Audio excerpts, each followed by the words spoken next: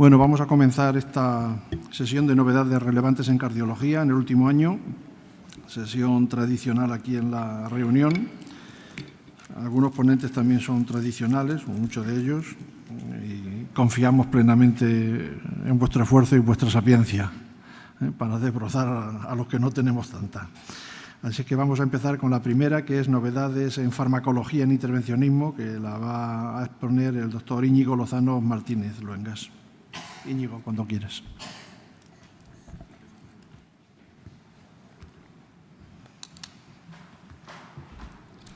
Bueno, lo primero, hacer como no puede ser de otra forma, muy sinceramente la invitación para poder exponer el tema. El guión que voy a seguir es el que tenéis ahora mismo puesto, que es hablar inicialmente de los betabloqueantes intravenosos, hablar un poco de integración, el tema cambiante de la anticoagulación con antiagregación, que es el Pioneer, parece que las cosas pueden cambiar un poco, y luego un par de comentarios sobre el reto de la prolongación, que es un tema también complejo.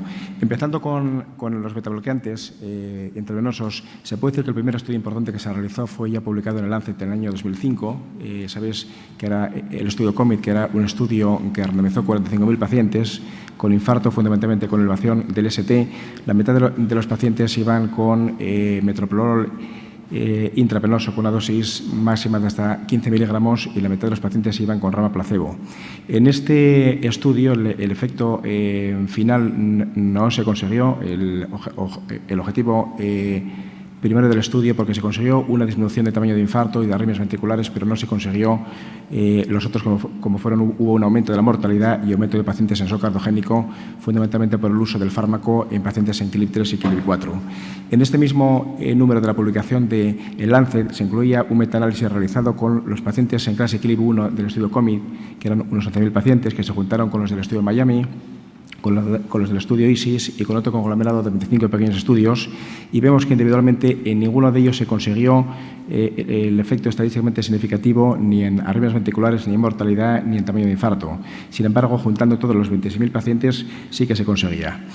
El tema quedó abarcado hasta el 2013, en que el grupo de Borja Ibáñez del CENIC publicó el estudio METOCAR, que fue un estudio de 270 pacientes randomizados con infarto anterior solamente en las primeras 6 horas del infarto, y la mitad de los pacientes se les daba hasta 3 dosis de 5 miligramos de metoprolol intravenoso y el grupo control iba con placebo. Entonces, se consiguió el objetivo primero del estudio, que era una disminución del tamaño del infarto con cardioresonancia, que se consiguió una disminución, como podéis ver, de 6 gramos del tamaño del infarto, y luego los objetivos secundarios, que fueron disminución del tamaño del infarto por marcadores y por fracción de eyección. No hubo diferencias significativas en cuanto a efectos clínicos. Parecía todo muy claro hasta que en el año 2016 salió el estudio EARLY-BAMI, que fue un estudio de iniciativa extranjera, aunque también participaron muchos centros españoles que habían estado en el estudio de METOCAR, y aquí las cosas cambiaron. Es un estudio que no se consiguió el objetivo primario, que era también el de disminución de tamaño de infarto con cardioresonancia, pero había unas diferencias entre este estudio y el METOCAR, que lo veremos ahora. En este estudio no se consiguió, como he comentado, disminución de tamaño de infarto ni por cardioresonancia ni por los marcadores del daño miocárdico, pero sí que se consiguió una disminución de arritmias ventriculares del 3,6%. Las diferencias entre los dos estudios, podemos ver que el EARLY-BAMI tiene algo más del doble de pacientes incluidos en el METOCAR. Se incluyeron pacientes que eran con cualquier tipo de infarto con elevación del ST, en contraposición con el METOCAR, que eran infartos anteriores. Solamente la randomización era de 12 horas en el EARLY-BAMI, 6 horas en el METOCAR, y en el METOCAR era con 3 bolos y en el EARLY-BAMI con 2. La cardioresonancia se consiguió hacer en el 80% de los pacientes con el METOCAR, fue al cabo de una semana, y en el EARLY-BAMI solamente se consiguió un poco más de la mitad de los pacientes, y como he comentado ya antes, había disminución del tamaño del infarto en el METOCAR, pero no en el EARLY-BAMI, y en ninguno de ellos disminución de los efectos clínicos, excepto las arritmias ventriculares en el segundo estudio, como he comentado anteriormente. Los últimos datos que tenemos sobre el tema son de la semana pasada, del Eurointervention, que publicaron los Big Data del SUDHART, con las ventajas y desventajas que se asocian a este tipo de estudios, que cogieron todos los infartos del 2006 al 13, separaron los que se utilizó el betabloqueante intravenoso, y lo que vieron es que tanto en la corte general como en un propensity score que realizaron, el uso de betabloqueantes intravenosos aumentaba los efectos secundarios, es decir, lo daban como un efecto negativo.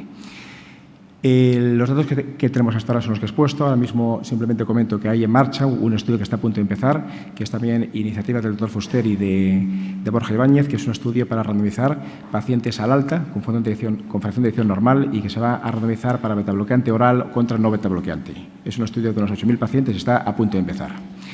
Pasando a antiagregación, el estudio que más me ha llamado la atención últimamente es el TOPIC, que es un estudio que acaba de publicarse en la Europea de Cardiología y también se presentó en el PCR, que es un estudio interesante, hecho en un único centro nada más, 600 pacientes con síndrome coronario agudo, que en la rama de control lo que hicieron fue utilizar doble antiagregación con prasugrel o con ticagrelor durante un año.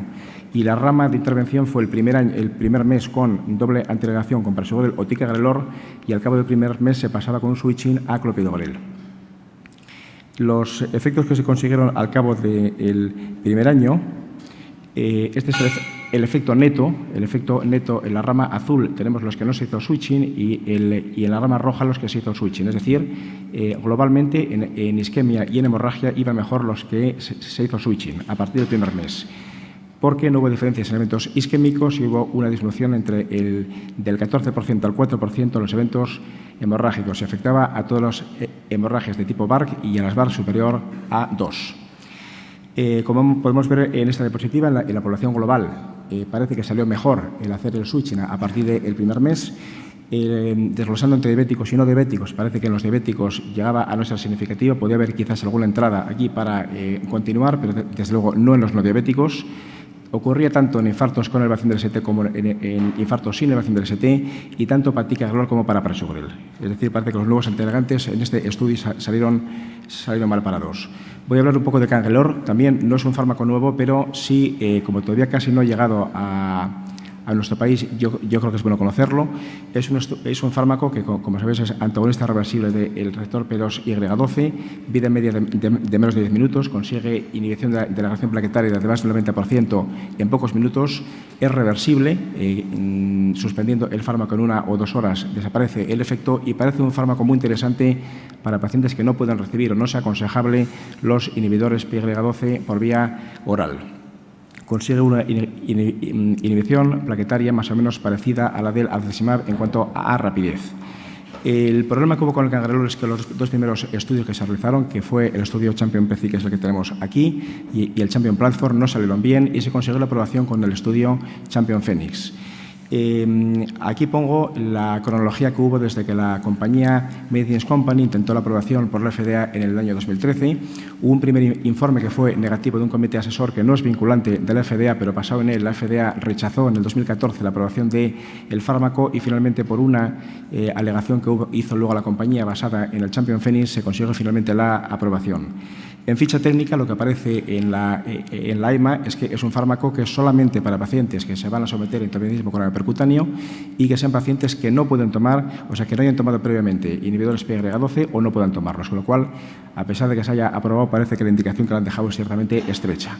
Una palabra nada más sobre el Boraxapar, es otro fármaco nuevo que todavía no lo tenemos nosotros y el mecanismo de acción es una inhibición de los receptores PR1 de las plaquetas, que es precisamente donde la trombina actúa.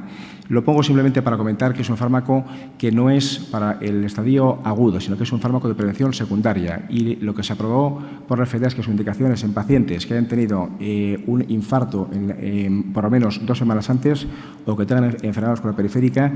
Dice que no es sustitutivo en absoluto de la aspirina ni del inhibidor PY12, solamente se puede utilizar con clopidogrel, es decir, no hay datos hasta la fecha de mezclar con prasugrel o con ticagrelor y no debe utilizarse en pacientes con ACV previo o con personas por debajo de 60 kilos porque tampoco tenemos datos. En las novedades ante anticoagulación con antiagregación, los dos estudios previos que tenemos inicialmente hasta ahora eran solamente dos, son estudios pequeños. Uno era el GOES, que era un estudio de poco menos de 600 pacientes que comparaba la terapia doble de clopidogrel con acenocumarol contra la terapia de acenocumarol con aspirina y con clopidogrel. Eran pacientes que estaban anticoagulados y parece que el efecto hubo una disminución de mortalidad, reducción de los sangrados con la doble terapia y sin diferencia en la trombosis del stent. El problema del estudio es que tampoco reproduce mucho los pacientes habituales porque solamente el 70% de los pacientes tenían anticoagulación por filación auricular angular, casi todos los pacientes eran estables y se utilizó muchísimo la vía femoral. Es un estudio que tiene potencia para poder diferenciar los sangrados, pero no para el ictus ni trombosis del Sten tampoco. El otro estudio que tenemos es un estudio mucho más reciente, que es el ISARDES, estudio de los alemanes también de 600 pacientes. Este sí era con Sten con fármaco, pacientes en FA, y comparaba la triple terapia con acetocumarol, aspirina y clopidogrel de 6 semanas contra las 6 meses. No hubo diferencias ni en los eventos isquémicos ni en los hemorrágicos, con lo cual parece que es más atractiva la terapia con una programación corta. El problema también es que es un estudio que el tamaño es pequeño. Los datos más recientes que tenemos es un estudio de noviembre del año pasado que se publicó en el AJA, que es el Pioneer, que aquí compara ya una triple rama, que es una primera con una dosis baja de rivaroxaban de 15 miligramos de rivaroxaban con un inhibidor P2Y12, cualquiera de los tres, no lo especifican. Se compara con una segunda rama con una dosis ultra baja de rivaroxaban cada 12 horas, que tengo que subrayar que es una presentación que en España no está comercializada, y se añadía a 1, 6 o 12 meses de doble antirregación también con cualquier fármaco. Y una tercera rama control, que es la terapia estándar de acenocumarol, que teníamos con la doble antirregación por 1, 6 o 12 meses. Los resultados del estudio es que hubo una disminución de los eventos hemorrágicos tanto con la rama de rivaroxaban de 15 como la de 2,5 en comparación con lo de acenocumarol, y sin diferencias en los eventos isquémicos. Parece que está todo claro, que sería esta nueva terapia con rivaroxaban la más atractiva, pero sin embargo la editorial que acompaña al New England de la publicación nos dice que todavía hay varias dudas. Una de ellas que plantean es que no saben si la terapia doble, la terapia con rivaroxaban de 2,5 cada 12 horas, es suficiente para prevenir los ictus. También dicen que podría haber un incremento de trombosis del Sten del 25% por no estar la aspirina. También que ponen dudas sobre si es seguro mezclar prasugrel o ticagrelor con rivaroxaban, porque aunque se permitían los tres, el 80% de los pacientes estaban con clopidogrel, y lo último, que la estrategia GOES, es decir, la de acenocumarol con clopidogrel solamente, no estaba presente como rama de comparación. Por último, además, dicen que para hallar diferencias en ictus y en trombosis del Sten haría falta un estudio no de 2.200 pacientes, sino de 14.000 pacientes, que hasta la fecha no tenemos. Esto es la tabla de los estudios que tenemos ahora en la página de trials.gov, que son estudios similares al que acabo de exponer, al Pioneer, y son estudios muy similares, uno con dagibatran, otro con apixaban y otro con edoxaban, y luego un registro que es el GOES, que no es estudio randomizado. Habrá que esperar el resultado de los estudios. Y finalmente voy a hablar un poco del reto de la prolongación de la antirregación. Sabéis que en el año 2015 se publicó en New England el estudio Pegasus, que lo que hacía era en 21.000 pacientes que habían tenido un infarto previo, con elevación del ST o sin elevación, que habían pasado el primer año, se randomizaba hacia una terapia doble con aspirina y con ticagrelor durante 2 años más, contra una rama de control solamente con aspirina. El resultado fue que había una disminución de los eventos isquémicos con las 2 dosis de ticagrelor de 60 y de 90 en comparación con la rama de aspirina solamente. Lo que pasa es que iba acompañado también a un aumento de los eventos hemorrágicos. En la propia publicación del New England hablan que en todos los subgrupos que se analizaron, y esta es una copia de lo que pone en el artículo, es decir, que ni edad, ni el sexo, ni el raza, ni en peso, ni en localización geográfica, tipo de infarto, momento de randomización entre el infarto y la randomización, ICB previa, diabetes, enfermedad renal crónica, enfermedad multivaso o dosis de aspirina, en ninguno de ellos había una interacción con respecto al resto del estudio. Quiere decirse que aunque nosotros pensemos que haya subgrupos de más riesgo, como puede ser el multivaso, como puede ser el renal, realmente no lo avalan ahora mismo los datos que tenemos de evidencia. Por todo esto, empezaron a proliferar una serie de índices que conocéis ya, que son, uno es el DAP, el otro es el PARIS, el otro es el DAP Precise, que son índices que parece que pueden solucionar el asunto de a qué paciente le puede venir bien la prolongación de la doble antirregación, pero autores de muchísimo peso, como es Valentín Fuster, dudan de que todos estos índices luego en la práctica diaria vayan a ser utilizados. Y dice que, además, piensa que estos índices pueden ser finalmente más atractivos para la persona que los publica que para la práctica diaria. Hay un subgrupo de pacientes, de todas formas, que a mí me da la impresión de que tienen más evidencia para utilizar la doble integración, que son los pacientes con infarto previo del Pegasus con enfermedad vascular periférica. Representaban el 6% de la población. En la diapositiva que tenemos puesta, aquí están solamente la tercera parte de los pacientes del Pegasus, que son la rama de placebo. Los de línea verde son los que no tienen enfermedad vascular periférica y los de la roja son enfermedad vascular periférica. Es decir, tienen más del doble de eventos los pacientes con enfermedad vascular periférica en el Pegasus, de la rama de placebo. Esta es la comparativa de los pacientes con ticagrelor, agrupada a la dosis de 60 y de 90 contra placebo. En la parte de abajo tenemos los pacientes sin enfermedad vascular periférica, que parece que el NNT para evitar un efecto es de 100, mientras que, sin embargo, baja a 25 los pacientes con enfermedad vascular periférica, que es el mismo número que tiene el sacubitril/valsartán y el que tiene también el ticagrelor en el plato renal, que son los pacientes que más se benefician.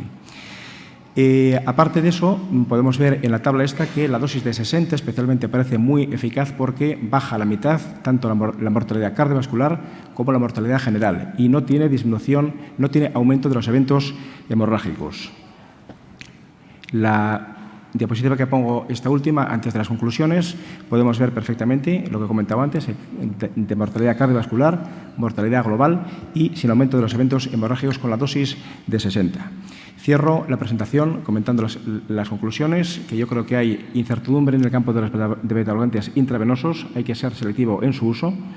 La nueva estrategia de integración TOPIC parece que va a revolucionar el campo, aunque hay que ver qué recorrido tiene. El cangrelor se deja con una indicación ciertamente reducida. Hay un entorno muy cambiante y todavía por definir de los pacientes que requieren anticoagulación con el implante de stent. Y, finalmente, la prolongación de la doble antiagregación parece un debate muy complejo, dependiendo de la mayoría de los pacientes con unos índices, y la enfermedad vascular periférica puede ser posiblemente el subgrupo que más se beneficie de todo ello. Muchas gracias.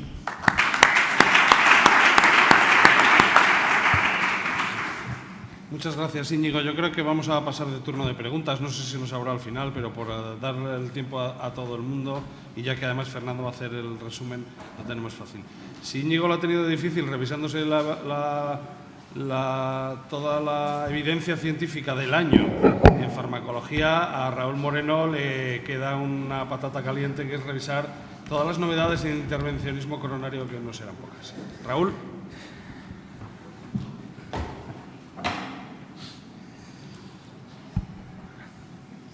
Bueno, buenas tardes. Muchas gracias a la Junta Directiva por invitarme a participar en esta mesa. Es un honor participar en esta sesión, que ya es clásica, sobre novedades que han ocurrido en los últimos 12 meses, en el último año. Efectivamente, no es fácil resumir en unos minutos cuáles han sido las novedades más importantes en los últimos 12 meses, y por eso me voy a ceñir solo a estudios aleatorizados que hayan presentado su endpoint primario en los últimos 12 meses. Voy a presentar 15 estudios, cada uno en una diapositiva, para intentar ceñirme al tiempo que ha sido asignado. Hay dos estudios sobre enfermedades del tronco que han comparado la cirugía y el stent. Uno es este estudio con 1.200 enfermos. Este estudio no tenía ninguna restricción según el score syntax. No se recomendaba un stent en concreto, y un dato importante es que se incluía dentro del endpoint primario, además de la muerte, el infarto y el ictus, se incluía la nueva revascularización. Y ese es el motivo por el cual el endpoint primario ocurrió con una frecuencia significativamente superior con angioplastia y con cirugía, 29 versus 19%. Pero la mortalidad de cualquier causa fue exactamente la misma a 5 años de seguimiento. El otro estudio es el Excel, con más enfermos, 1.900 enfermos. En este caso sí que había restricciones según el score syntax, tenía que ser de 32 o menos. Se utilizaba el stent de Verolimus, y en este caso no se incluyó la revascularización dentro del endpoint primario. En este caso, el endpoint primario a 3 años fue del 15% en los dos grupos. Hay un dato importante, y es el siguiente, que una de las debilidades de la angioplastia en la enfermedad del tronco generalmente se le suele achacar a la trombosis del stent, pero lo que sería equiparable en cirugía sería la oclusión de un puente. Pues bien, la oclusión de un puente coronario ocurrió en más del 5% de los casos, y esta frecuencia fue mucho mayor que lo que ocurrió en la trombosis del stent en los enfermos tratados con angioplastia. Bien, sobre infarto agudo de miocardio ha habido varios estudios interesantes. Este estudio, como podéis ver, no se publicó en una revista importante, pero yo creo que el estudio sí que tiene su importancia. Se incluyeron 400 enfermos con infarto y elevación del ST, en los cuales la lesión responsable del infarto era angiográficamente moderada, entre el 40 y el 70%. Y estos enfermos fueron aleatorizados a ser tratados con angioplastia stent o a no ser tratados. Los enfermos que recibieron un stent tuvieron una mayor frecuencia de flujo lento, pero los eventos clínicos fueron significativamente más frecuentes cuando el enfermo no se trataba, sobre todo con una mayor tasa de reinfarto agudo de miocardio y posiblemente historia de vida debido a un aumento de las reclusiones del vaso. Es decir, que la implantación rutinaria de stent en las lesiones culpables está indicada, aunque la lesión responsable del infarto sea de severidad intermedia. Otro estudio, este es un estudio negativo, pero es un estudio curioso y con muchos enfermos, es el de ANAMI-3 y POST, con 1.200 enfermos, a los cuales, con elevación del ST, a los cuales después de implantar el stent coronario se les randomizó a postcondicionamiento o a no postcondicionamiento. El postcondicionamiento consistía en inflados repetidos con el balón. El endpoint primario fue la muerte o la rehospitalización por insuficiencia cardíaca a 2 años y no hubo ninguna diferencia, es decir, que no hay ninguna ventaja del poscondicionamiento después de implantar un stent en el infarto agudo de miocardio. Otro estudio en el contexto del infarto es el COMPARE-ACUTE. Es otro estudio más que compara el tratamiento solo del vaso culpable y de todos los vasos cuando hay enfermedad multivaso. Y en este estudio, el endpoint primario fue muerte, infarto, ictus o revascularización. Y como veis, este endpoint primario fue significativamente más frecuente cuando el enfermo recibía tratamiento solo de la arteria culpable, pero esta diferencia se debió solo a un aumento clarísimo de la necesidad de nuevas revascularizaciones cuando solo se trataba la arteria culpable y sobre todo la mortalidad y la muerte cardíaca no hubo ninguna diferencia significativa. Es decir, que todavía, desde mi punto de vista, sigue sin estar claro si al infarto con enfermedad multivaso hay que tratarle todas las arterias o solo la arteria culpable. Y otro estudio en el contexto del infarto, que ya empezamos a entrar en otro contexto también, que es el de las oclusiones coronarias crónicas, es el EXPLORE. Este estudio fue un estudio difícil de reclutar, fueron 300 enfermos con infarto, enfermedad multivaso, pero un aspecto importante es que una de las lesiones no culpables era una oclusión coronaria crónica. En este estudio se aleatorizaron los enfermos a tratar o no esa oclusión coronaria crónica y el endpoint primario fue la fracción de eyección por resonancia a los 4 meses. Y como veis, no hubo ninguna diferencia entre ambos grupos. No estaba el estudio ponderado para eventos clínicos, pero incluso hubo una tendencia a más muerte cardíaca cuando se trató la oclusión coronaria crónica. Es decir, que en este estudio no se encontró ninguna ventaja de tratar una oclusión coronaria crónica no culpable en el contexto del infarto agudo de miocardio. Siguiendo con las oclusiones coronarias crónicas también, este es un estudio recientemente presentado en el EuroPCR.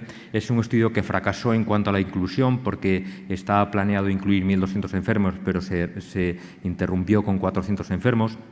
Y es un estudio con oclusiones coronarias crónicas randomizados a tratar o no tratar la oclusión coronaria crónica y el endpoint primario fue la calidad de vida y la calidad de vida sí que fue significativamente mejor cuando se trató la oclusión coronaria crónica. Estamos otra vez con el problema de los eventos clínicos y los eventos clínicos, el estudio solo tenía 400 enfermos, numéricamente hubo más eventos cuando se hacía angioplastia, pero no hubo diferencias significativas. Con este estudio lo que se puede concluir es que tratar la oclusión coronaria crónica mejora la calidad de vida.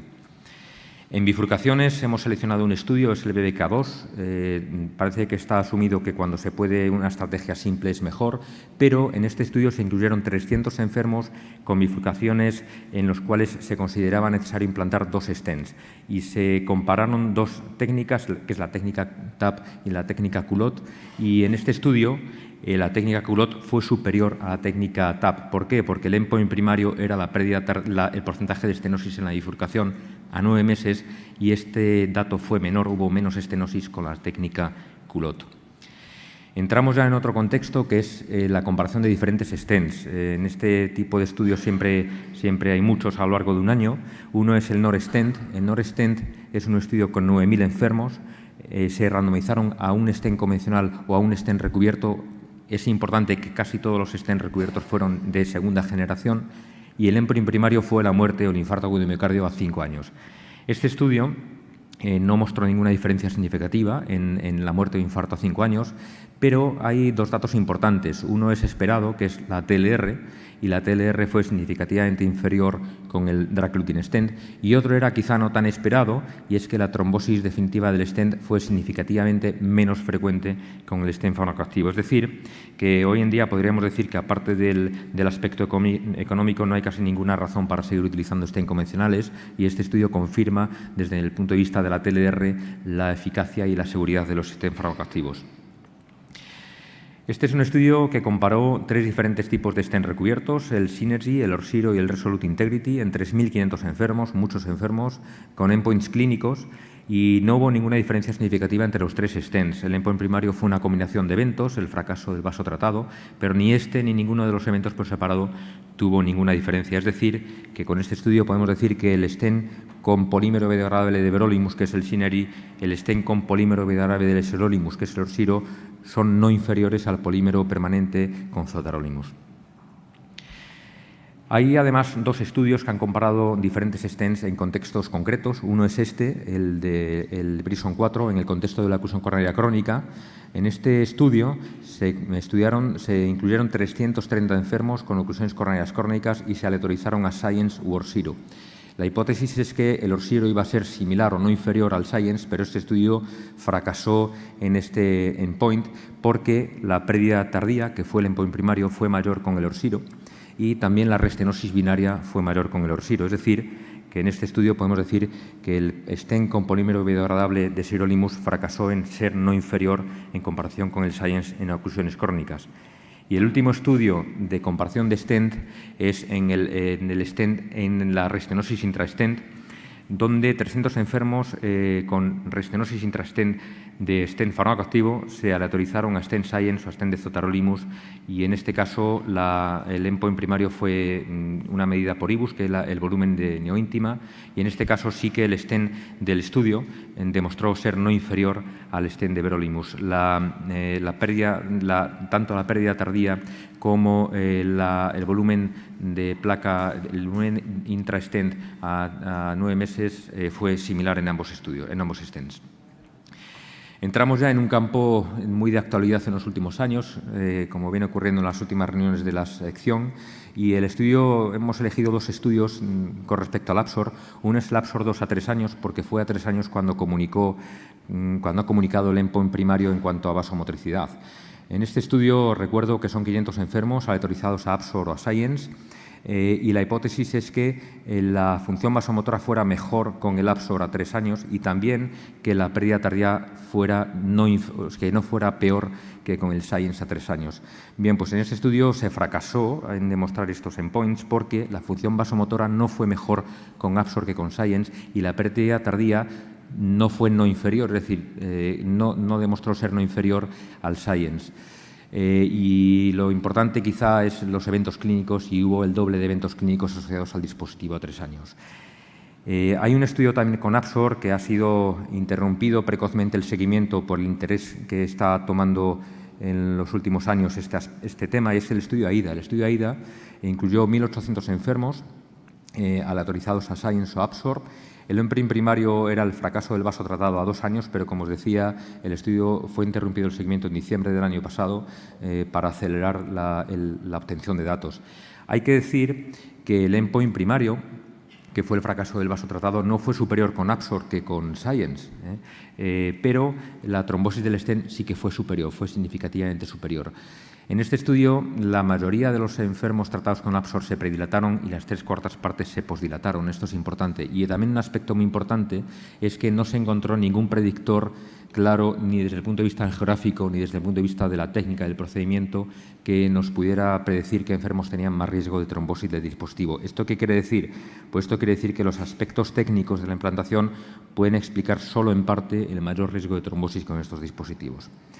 Este es el último estudio, la última diapositiva. Es un estudio que yo creo que también es interesante. Es el REACT. Es un estudio que aleatorizó enfermos tratados con stent, la mayoría stent farmacoactivos, a hacer un seguimiento angiográfico o a hacer un seguimiento solo clínico. Inicialmente estaba planeado incluir 3.300 enfermos y seguirlos 3 años. El reclutamiento se interrumpió con 700 enfermos y por eso se prolongó el seguimiento a 5 años. El endpoint primario era la muerte, el infarto, el ictus y la rehospitalización, y este endpoint primario fue similar con ambas estrategias, con seguimiento clínico como con seguimiento angiográfico, y no hubo tampoco ninguna diferencia en ningún endpoint clínico. ¿Esto qué quiere decir? Pues quiere decir que no hay ninguna ventaja en hacer un seguimiento angiográfico después de implantar el stent y, por tanto, no está indicado. Por tanto, yo creo que en los últimos 12 meses, a modo un poco de opinión personal, yo creo que los datos de los estudios que tenemos muestran que la enfermedad del tronco, el intervencionismo es más o menos equivalente a cirugía, pero todavía sigue la controversia. De hecho, mañana creo que hay una controversia al respecto. En el contexto del infarto agudo de miocardio, la lesión culpable tiene que tratarse siempre que se pueda con un stent, incluso aunque la lesión sea moderada angiográficamente, y con las lesiones no culpables todavía no lo sabemos en cuanto a endpoints duros de muerte o infarto. Con oclusiones crónicas, la angioplastia mejora la calidad de vida, pero todavía sabemos sin saber si esto mejora el pronóstico del enfermo.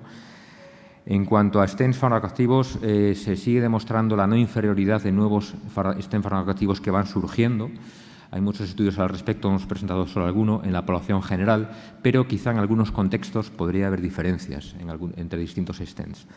Con el Absorb hay problemas de seguridad, especialmente trombosis, y por eso pues, estamos esperando a tener nuevos datos, nuevos estudios, y por último el seguimiento angiográfico de rutina no está indicado porque no hay ninguna ventaja clínica. Gracias.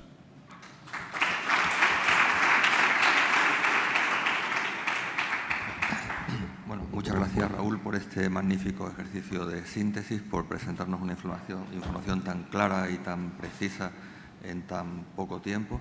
Tenemos ahora un ponente clásico entre los clásicos, ¿no? A César Moriz, del UCA, del Hospital Universitario Central de Asturias, que nos va a hablar de novedades en el intervencionismo valvular. No sé si lo tiene difícil por la cantidad de información que ha salido este año, o fácil porque alguna información es verdaderamente contundente, ¿no? Muchísimas gracias, José María. Bueno, muchas gracias a la Junta por permitirme estar aquí. Es un placer y un honor.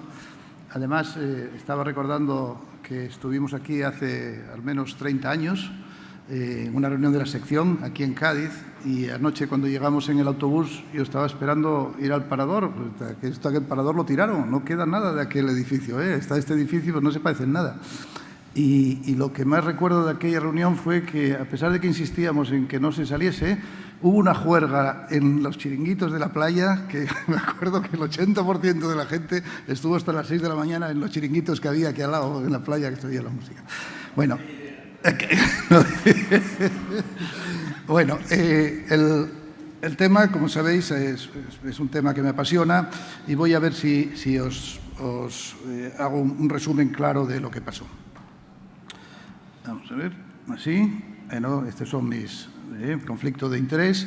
Y el problema que tuve al preparar la charla es que era como David y Goliat. De la TAVI es una cantidad de información potentísima en revistas de esto, y esta que de las otras válvulas la información que hubo el año pasado ha sido realmente escasa, no, sobre todo si lo comparas. Entonces, vamos a ver. Bueno, este es el artículo que va a marcar historia en la cardiología y en el tratamiento de una enfermedad tan prevalente como la estenosis aórtica, ¿verdad? No hay diferencias si te operas o si se te pone una TAVI en los pacientes de riesgo intermedio. Y otra cosa que voy a recalcar toda la charla es que si solo estudias los que se hicieron por vía femoral, es mejor ponerse una TAVI. Lo cual, como digo, esto va a cambiar la historia del tratamiento de la estenosis aórtica. Además, todos los subgrupos estaban a la izquierda, excepto, como veis ahí, cuando la TAVI se implantaba por vía transtorácica. Yo creo que no debería implantarse nunca más una TAVI transapical, ¿verdad? Porque es un factor pronóstico de mortalidad en todos los estudios. No hay uno que no salga. Cuando se analizó la CoreValve en un estudio a posteriori y se estudió el grupo de pacientes de menos de 7, es decir, bajo e intermedio, el mismo resultado. No hay diferencia entre implantarse una TAVI o operarse y sustituir la válvula aórtica. Cuando se hizo un subestudio del Notion, veis que estaba publicado en un JAMA, este está publicado en un Circulation, me parece que es un Intervention. Vemos que cuando se analiza el subgrupo del STS menor de 4, realmente pacientes sin ninguna comorbilidad, no hay diferencia entre operarse y ponerse una TAVI. Luego, no tiene, ¿verdad? Estamos comparando algo que no tiene ya, en este grupo, no tiene sentido ir a una cirugía cuando el resultado es exactamente igual, si no mejor. Eso hizo que el American College y el American Heart hiciesen una revisión de sus guías y lo que hicieron fue mantener los inoperables como el tratamiento de elección 1A, el alto riesgo sí que subió a 1A, es el tratamiento de elección junto con la cirugía, y el riesgo intermedio lo subieron a 2A, es una alternativa a la cirugía exactamente igual.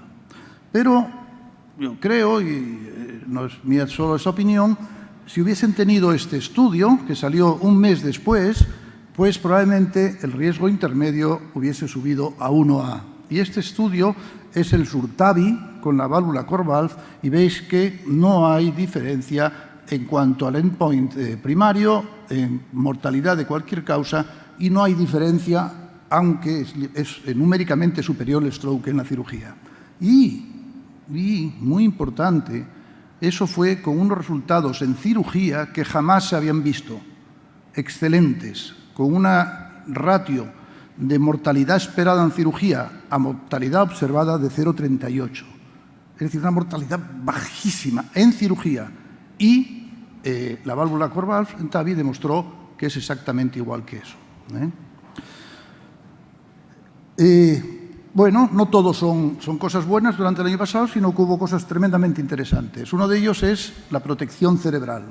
2 estudios, este es el CleanTAVI, publicado en un JAMA, y vemos que hay una reducción muy significativa del número de lesiones y del volumen de las lesiones, pero eso no tiene ninguna traducción en la clínica en cuanto a lo que es importante para el paciente en ese momento, que es el número de accidentes isquémicos cerebrales. Sabemos ahora que está en duda que si esto puede tener efecto a largo plazo sobre un deterioro cognitivo, pero veremos a ver, hoy por hoy este estudio fue negativo. Otro estudio, este fue multicéntrico entre América y un hospital de Europa, demuestra una cosa que ya sabíamos, que es que en el 99% de los casos se encuentra algún residuo y es trombo en el 99%. Y luego hay de todo, como veis, tejido valvular, arteria de pared arterial, calcio, material extraño, es decir, todo aparece por ahí. Pero nuevamente le pasa lo mismo, que no encuentra diferencias en el volumen y luego, como vemos aquí, clínicamente no tiene ningún significado. A pesar de ello, sabemos que la semana pasada la FDA acaba de aprobar el dispositivo, el Claret, para usarse como método de protección en esto. Claro, estamos en niveles muy bajos ya de accidentes isquémicos cerebrales clínicos, evidentes. Demostrar una diferencia en esos niveles tan bajos probablemente exija unos tamaños muestrales tremendos. Vamos a ver cómo evoluciona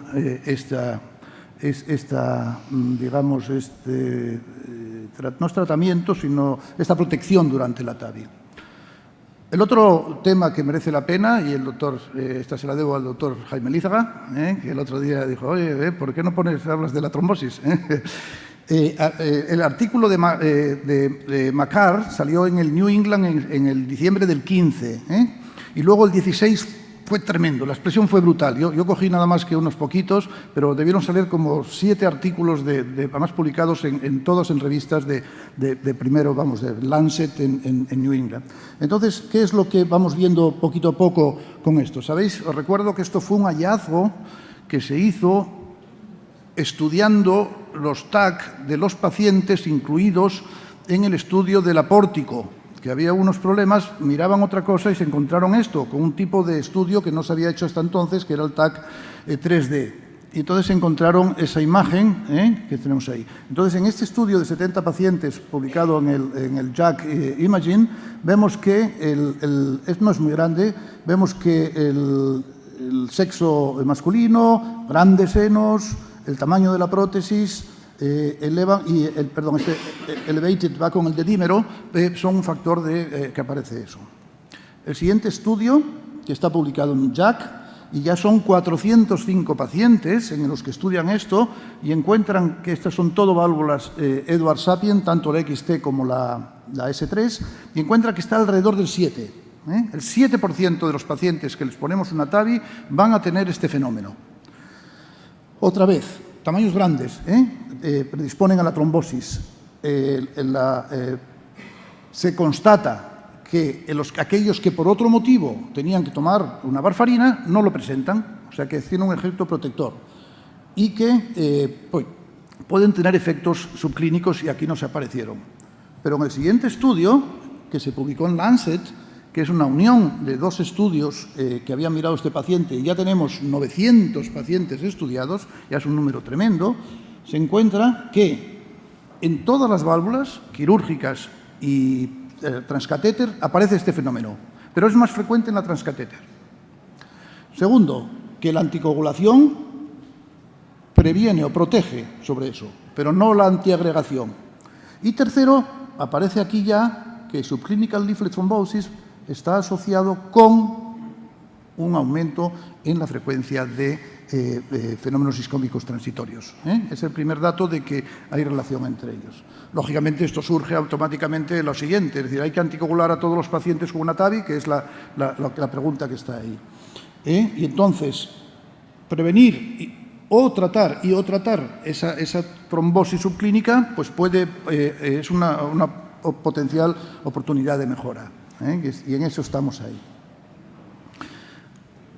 Aquí viene lo que me pasó. Entonces, con esa información tan potente y además tan coherente y todo tan esto, hasta que cuando vamos a la mitral, pasa esto. Lo tomé de una editorial de Campodano de hace unas semanas en el Eurointervention, y fijaros, a la izquierda tenemos por años, desde 2010 hasta 2020, me parece que es, sí.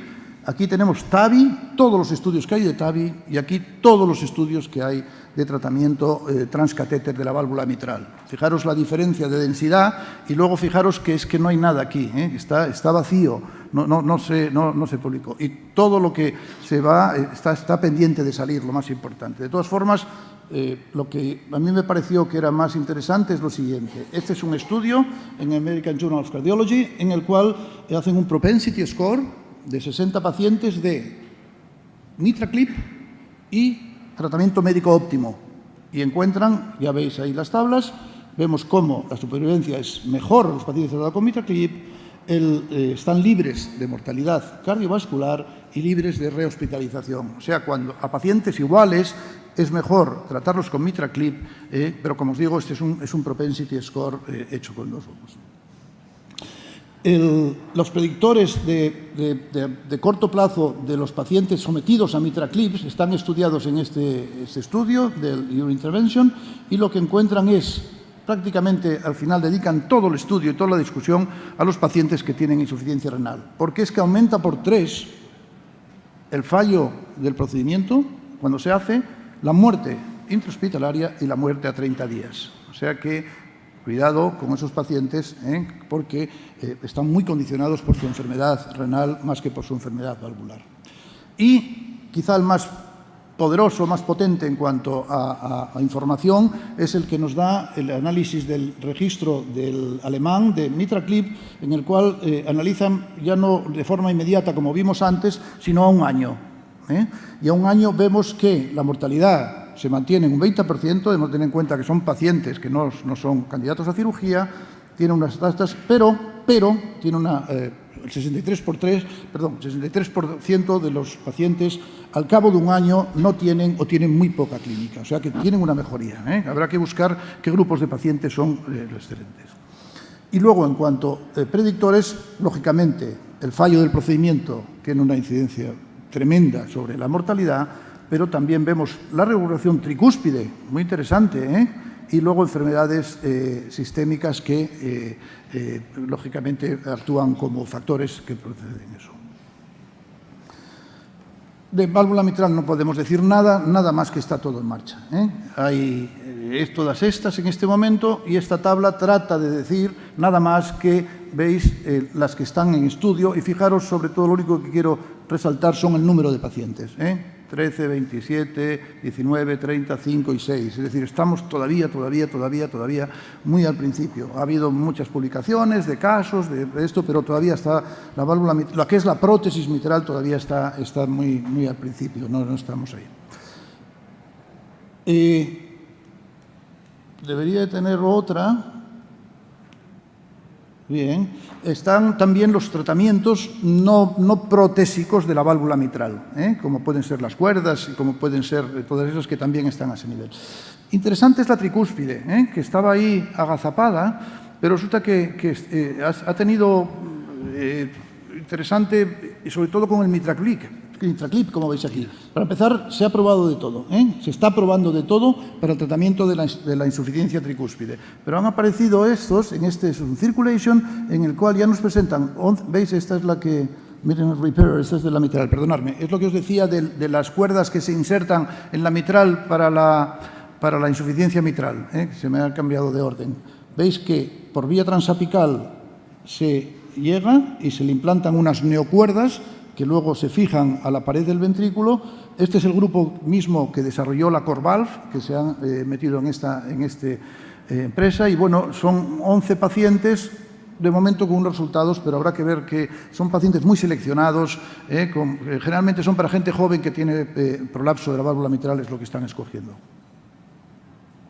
Esta es lo que os comentaba de la tricúspide. Es muy interesante porque el MitraClip está funcionando bien en la válvula tricúspide. Y vemos en este Your Intervention que nos hablan de 18 pacientes con severa insuficiencia tricúspide que se tratan con MitraClip.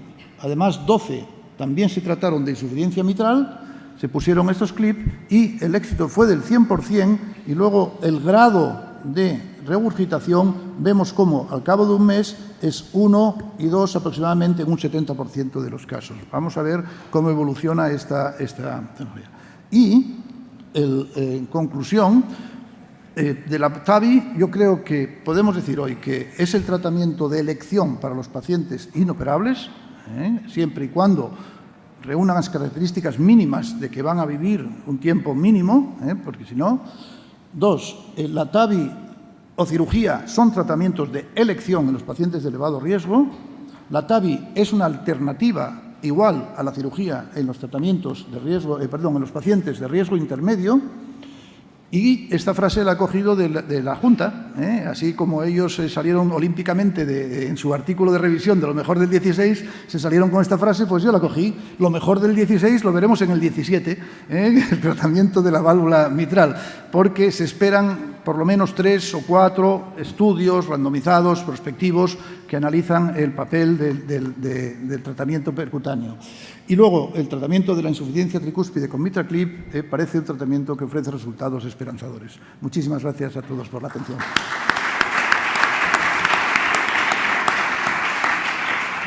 Muchas gracias, César, por esta completa pero interesantísima puesta al día del ámbito de intervencionismo valvular. A continuación, la doctora Pilar Jiménez nos va a hablar de las novedades en imagen y en fisiología. Cuando quieras, Pilar.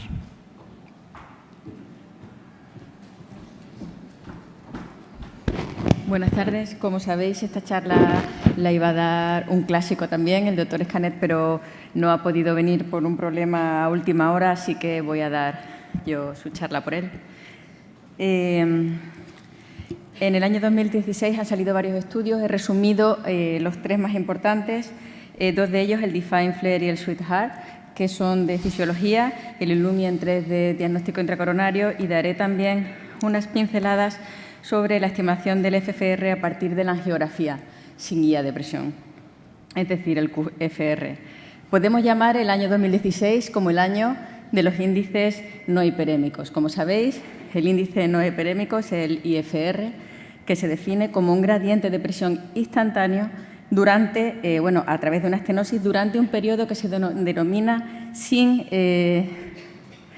ondas, que es cuando la resistencia es constante y mínima durante el ciclo cardíaco.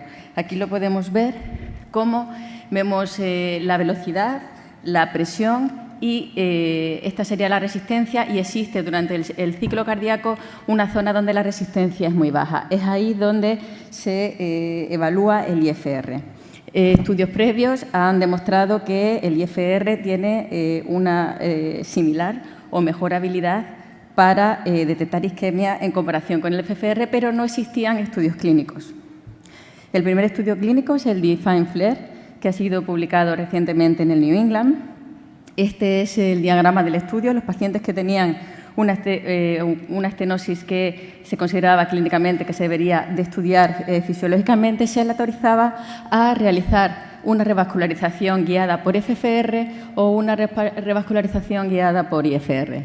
Si el resultado del FFR era mayor de 0,8, no se realizaba revascularización. Si era menor o igual de 0,8, se trataba percutáneamente. Por el otro lado, el nivel de corte del IFR era 0,89, más de 0,89 tratamiento conservador, menos de 0,89 tratamiento percutáneo. Se siguió clínicamente a los pacientes al mes, al año, 2 años y se seguirá a los 5 años. El objetivo primario del estudio son los eventos cardíacos mayores al año, que es un combinado de muerte, infarto y revascularización no programada. La hipótesis del estudio es que el IFR no es inferior al FFR en cuanto a la aparición de eventos cardíacos mayores al año de seguimiento de los pacientes en los cuales se revascularizan guiados por fisiología. Aquí muestro de nuevo los valores de corte, son diferentes, el IFR 0,89 y el FFR, como todos conocemos, el 0,80. Con respecto a las características demográficas, decir que el porcentaje de angina estable fuera del 80%, lo resalto porque el segundo estudio que voy a presentar hay una pequeña diferencia. Con respecto a las características de procedimiento, no hubo diferencias en ninguno de los dos grupos. Sin embargo, sí que se observó que el número de lesiones funcionalmente significativas fue significativamente menor en el grupo del IFR en comparación con el grupo de FFR, y eso se tradujo en el porcentaje de pacientes que fueron tratados con stent, que fue inferior en el grupo del IFR en comparación con el grupo del FFR. Este fue el objetivo primario del estudio. Veis que no hay diferencias en el combinado de eventos al año de seguimiento entre el grupo tratado según FFR, según IFR. Cuando observamos y analizamos los distintos componentes del evento primario, vemos que tampoco existieron diferencias en la mortalidad por todas las causas, el infarto agudo de miocardio y la necesidad de revascularización al año. Cuando analizamos solo los pacientes que se trataron de manera conservadora, tampoco se observaron diferencias entre grupos, ni en el evento combinado, ni en los distintos componentes de dicho evento.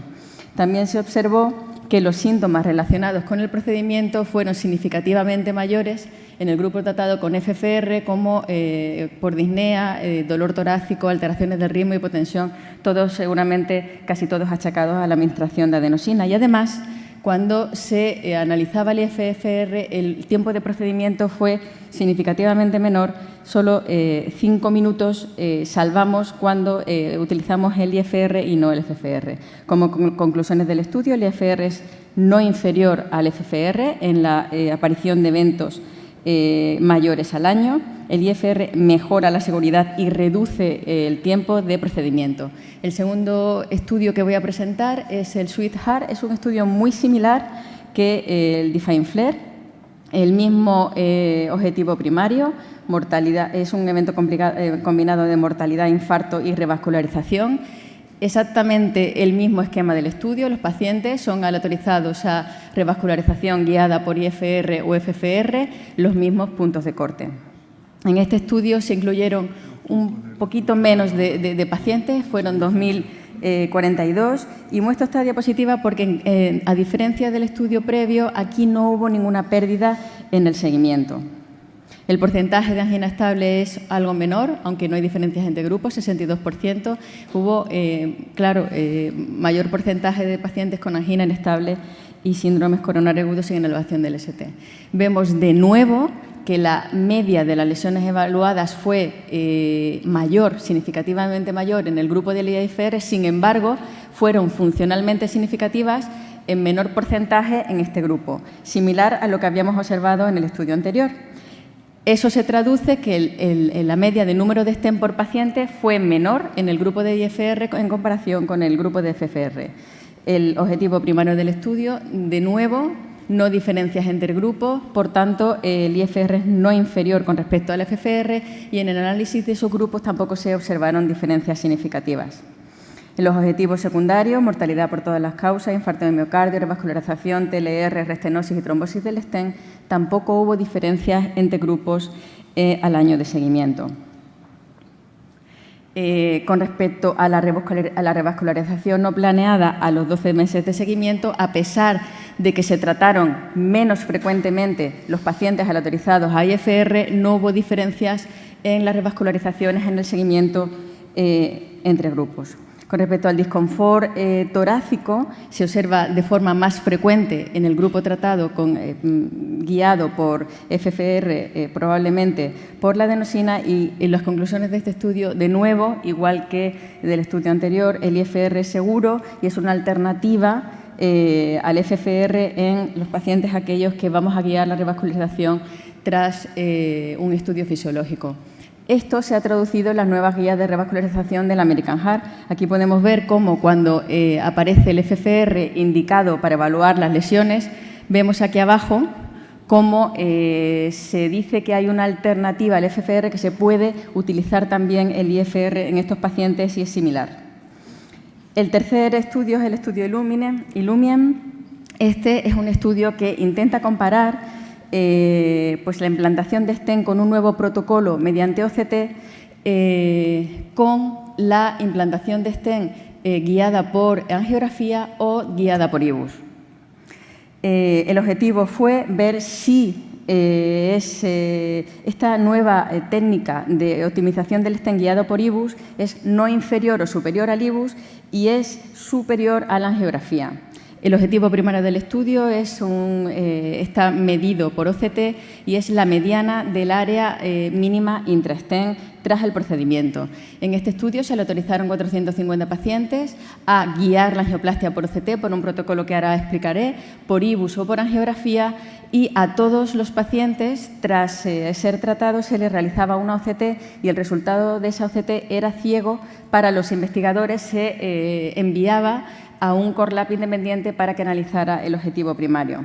El algoritmo que utilizan para optimizar el tamaño del stent que vamos a utilizar por OCT es bastante novedoso. Lo que hacen es utilizar el diámetro de referencia mínimo, pero en vez de utilizar de la luz, lo que analizaban era la lámina elástica externa medida por OCT.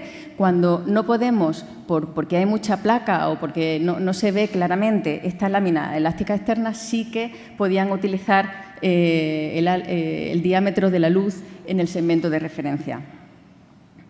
Las características basales de procedimiento eran similares en ambos grupos, sin embargo, destacar que la utilización de postdilatación y el balón de postdilatación fue significativamente superior en aquellos que fueron optimizados por OCT e IBUS frente a la angio. También que, por supuesto, el procedimiento duró significativamente más aquellos que fueron optimizados por OCT e IBUS frente a angio, y la radiación fue similar y el contraste fue significativamente superior en aquellos que fueron optimizados por OCT. Este es el objetivo primario del estudio. La OCT es no inferior al IBUS, pero no es superior a la angiografía. Sí que observamos que la expansión del stent es significativamente mejor en los grupos de OCT e IBUS frente a la angiografía, y también observamos diferencias con respecto a otros objetivos secundarios, como puede ser la aparición de disecciones.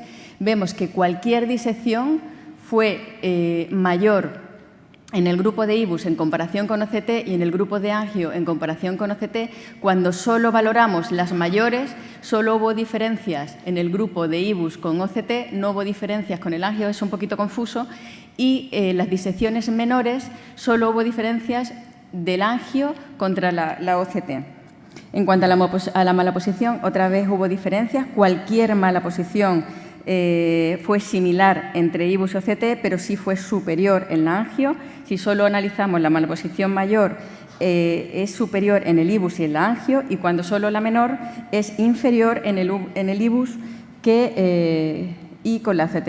Este estudio no tenía potencia para ver eventos mayores, pero los eventos no fueron diferentes entre ambos grupos. Como conclusiones de este estudio, la angioplastia guiada por OCT, basada en este algoritmo nuevo de utilizar la lámina elástica externa para ver el tamaño del stent, es no inferior al IBUS para el objetivo primario, que la angioplastia guiada por OCT es superior en expansión del stent a la angiografía, y que en este grupo se observó menores disecciones no tratadas y menores áreas de mala posición. Lo que no se sabe es la implicación clínica de estos hallazgos.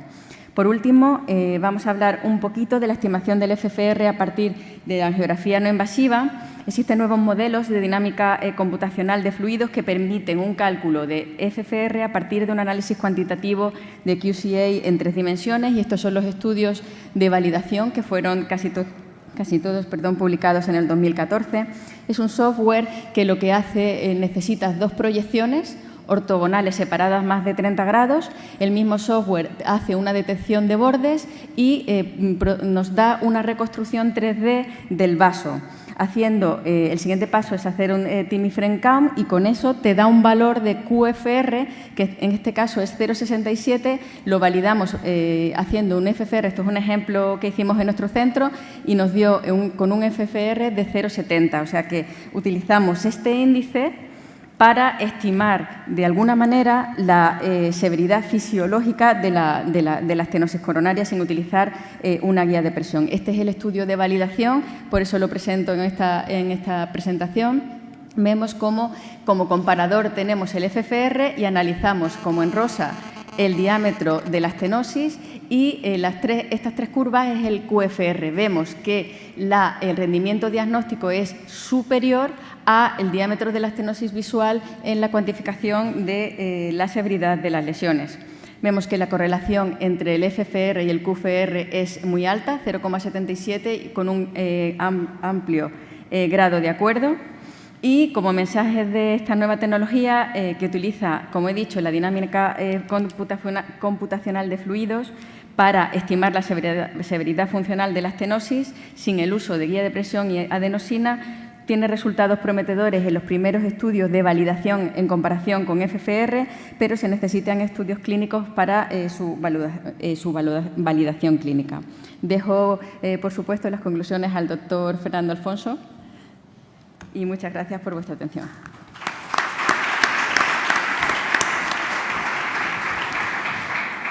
Muchas gracias, Pilar, por esto que no ha sido una faena de aliño, sino una faena de presentación, el que a última hora te coloco en este. Creo que ha sido estupendo. Y seguro que el siguiente ponente, el doctor Freisa, va a hacer el mismo trabajo con su parte, que es la presentación de las novedades en el intervencionismo estructural. Xavi. Gracias, Armando. Bueno, muchísimas gracias a la Junta por la invitación. Yo voy a hablar de intervencionismo estructural, y la verdad es que, a diferencia de las publicaciones en intervencionismo coronario e intervencionismo sobre válvulas, sobre todo en TAVI, en 2016 ha sido muy productivo y realmente hay publicaciones muy relevantes. En estructural no es así. He estructurado la presentación en FOB, en cierre de orejuela, en tratamiento de los leaks percutáneos y en estos nuevos dispositivos para el tratamiento de insuficiencia cardíaca. En cuanto a foramen oval, y esto es muy nuevo realmente, es el Reduce Trail, que se ha presentado hace un mes tan solo en un congreso de neurología. En cardiología aún no se ha presentado de una manera clara. Pues se presentó este estudio randomizado, que es el Reduce, que se añade al Closure, al PC Trial y al RESPECT, estudio amplio de 664 pacientes. de 63 hospitales, pacientes de menos de 60 años, que habían presentado un ictus criptogénico y que encima tenían un foramen oval permeable. Este estudio, igual que RESPECT, el infarto, bueno, el ictus criptogénico era demostrado por imagen. Era una de las críticas del PC Trial, que muchas veces era solo clínico. En este caso, era un ictus de verdad. Se randomizaron los pacientes a 2:1, cierre con el sistema de Gore, o el ELEX, o el sistema Cardioform, o el Gore Septal-Occluder, más aspirina, bueno, más antiagregación, versus antiagregación. Importante punto, no se añadían o no se admitían anticoagulantes. Este era otro de los problemas del RESPECT, que había en el grupo de control, en el grupo de tratamiento médico, una mezcla muy grande de tratamientos, que sí, bueno, antiagregación, doble antiagregación, anticoagulación, con lo cual se comparaba cierre más antiagregación versus antiagregación, con un seguimiento de 2 años. Y lo que se vio, pues bueno, estadísticamente significativo a los 2 años, que había una reducción de los eventos ictus clínicos con afectación clínica de un 1,4 con cierre a 5,4. Son estas gráficas.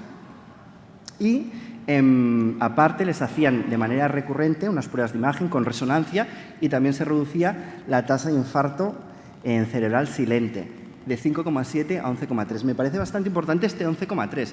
Pues nosotros estamos muy acostumbrados a decir la benignidad, ¿no?, del FOP y que no pasa nada, que la tasa de recurrencia es muy baja, pero realmente asusta bastante este 11,3 de que 1 de cada 10 pacientes pueda presentar un ictus, aunque sea isquémico en el seguimiento.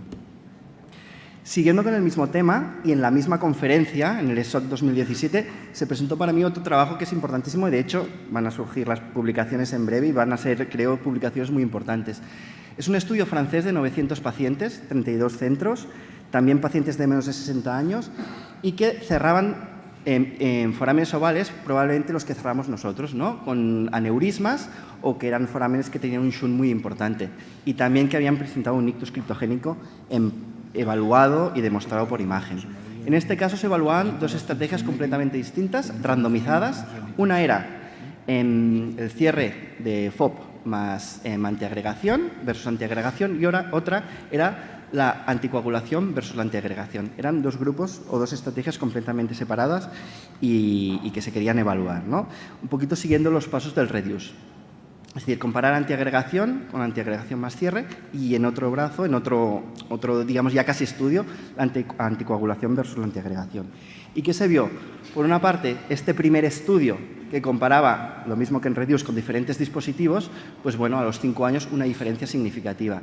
Recordemos que eran ictus demostrados por imagen y FOPs importantes. Y por otro lado, cuando se comparaba tratamiento médico versus tratamiento médico, se veía, anticoagulante versus antiagregante, se veía que no habían diferencias significativas.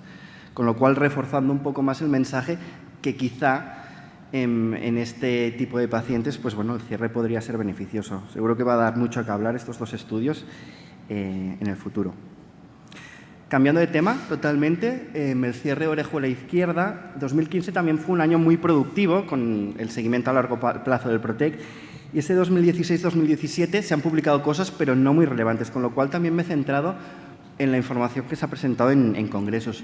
Uno de los más importantes es el registro AMULET, ¿vale?, que es de 1.077 pacientes, que se presentó en el Congreso de EuroPCR, ahora reciente, en mayo, y que demuestra pues, que la terapia, ya una vez establecida, con una curva de aprendizaje hecha en todos estos centros, pues es una terapia muy segura.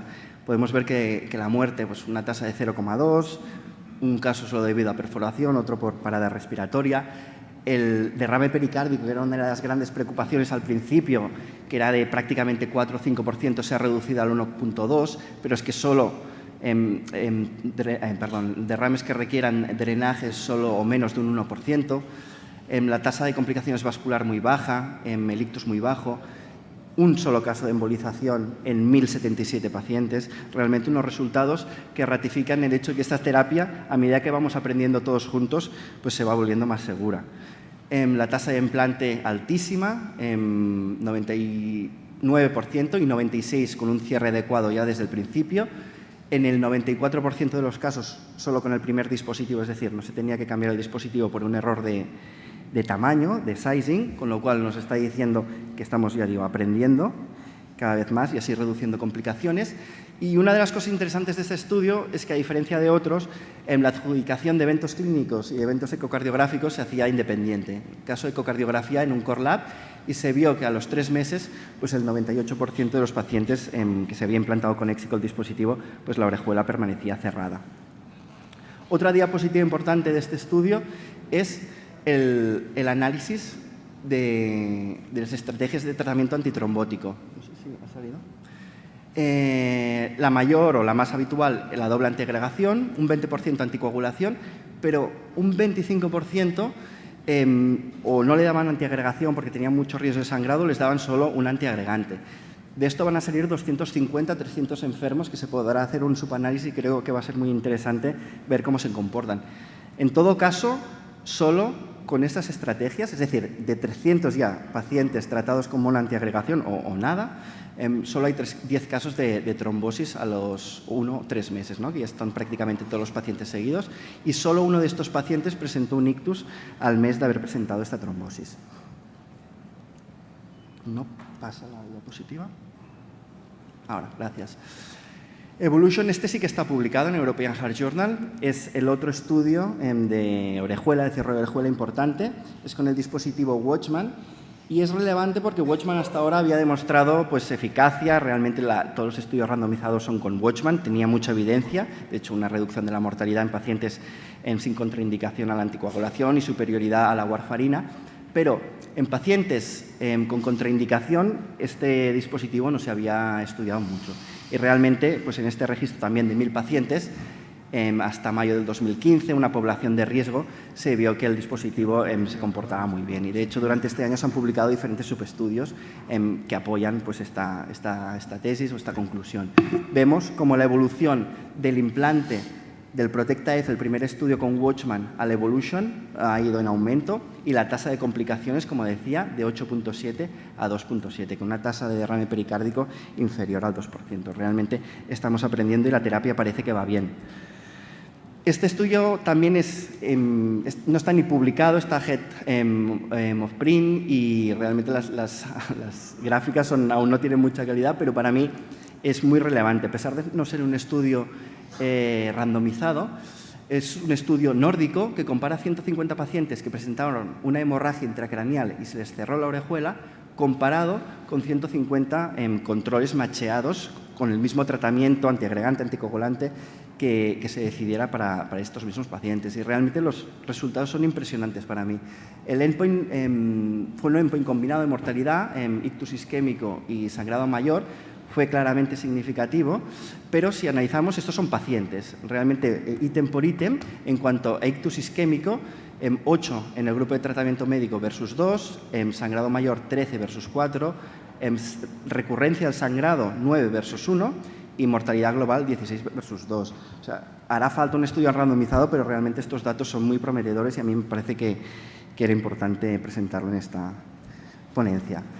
Y ya más conceptual, pues bueno, este año y toda la evidencia, pues estamos nosotros tratando los pacientes y todos los estudios son Watchman y Amulet, pero claro, con la terapia se va haciendo pues famosa y realmente vemos que va aumentando el número de casos, van a venir y van a continuar viniendo nuevos dispositivos con particularidades técnicas, ¿no? Como puede ser el Ultrasil, que tiene esta rodilla que permite orientarse, o el dispositivo Lambre que viene y nos permite pues, elegir un lóbulo pequeño, por ejemplo, con un disco grande. Son variaciones que probablemente pues, en el futuro nos van a dejar elegir entre diferentes dispositivos, aunque ya digo que la evidencia, el 99% de la evidencia, se centra en estos dos dispositivos. En cuanto al leaks paravalvulares, eso es una recomendación, es un expert statement que se ha publicado simultáneamente en 2017 en JACC y en el European Heart Journal, de un grupo liderado por Carlos Ruiz y con muchísimos expertos, y es un artículo interesantísimo en que se habla de evaluación, indicación, valoración y tratamiento de los leaks paravalvulares para homogeneizar, digamos, cuando queremos o tratar un paciente o evaluar o diseñar incluso un estudio en que por fin podamos hablar de el mismo lenguaje. Y realmente es muy extenso, interesantísimo para clínicos, ecocardiografistas y para nosotros, para los intervencionistas, su lectura. Muy recomendable, es largo, por eso, porque se tocan todos los temas. Y no podía, obviamente, no hablar de leaks paravalvulares sin nombrar el registro Hall, que se publicó en Eurointervention en 2017. Es el estudio español, el estudio, tengo que decir, el registro más grande que se ha publicado hasta la fecha, 514 leaks en 400, prácticamente 70 pacientes, 19 hospitales. La indicación prioritaria era por insuficiencia cardíaca, hemólisis sola poco y una mezcla de los dos en el 51%.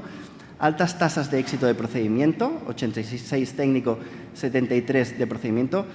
Procedimiento quiere decir que se redujo el leak en 1 o 2 grados.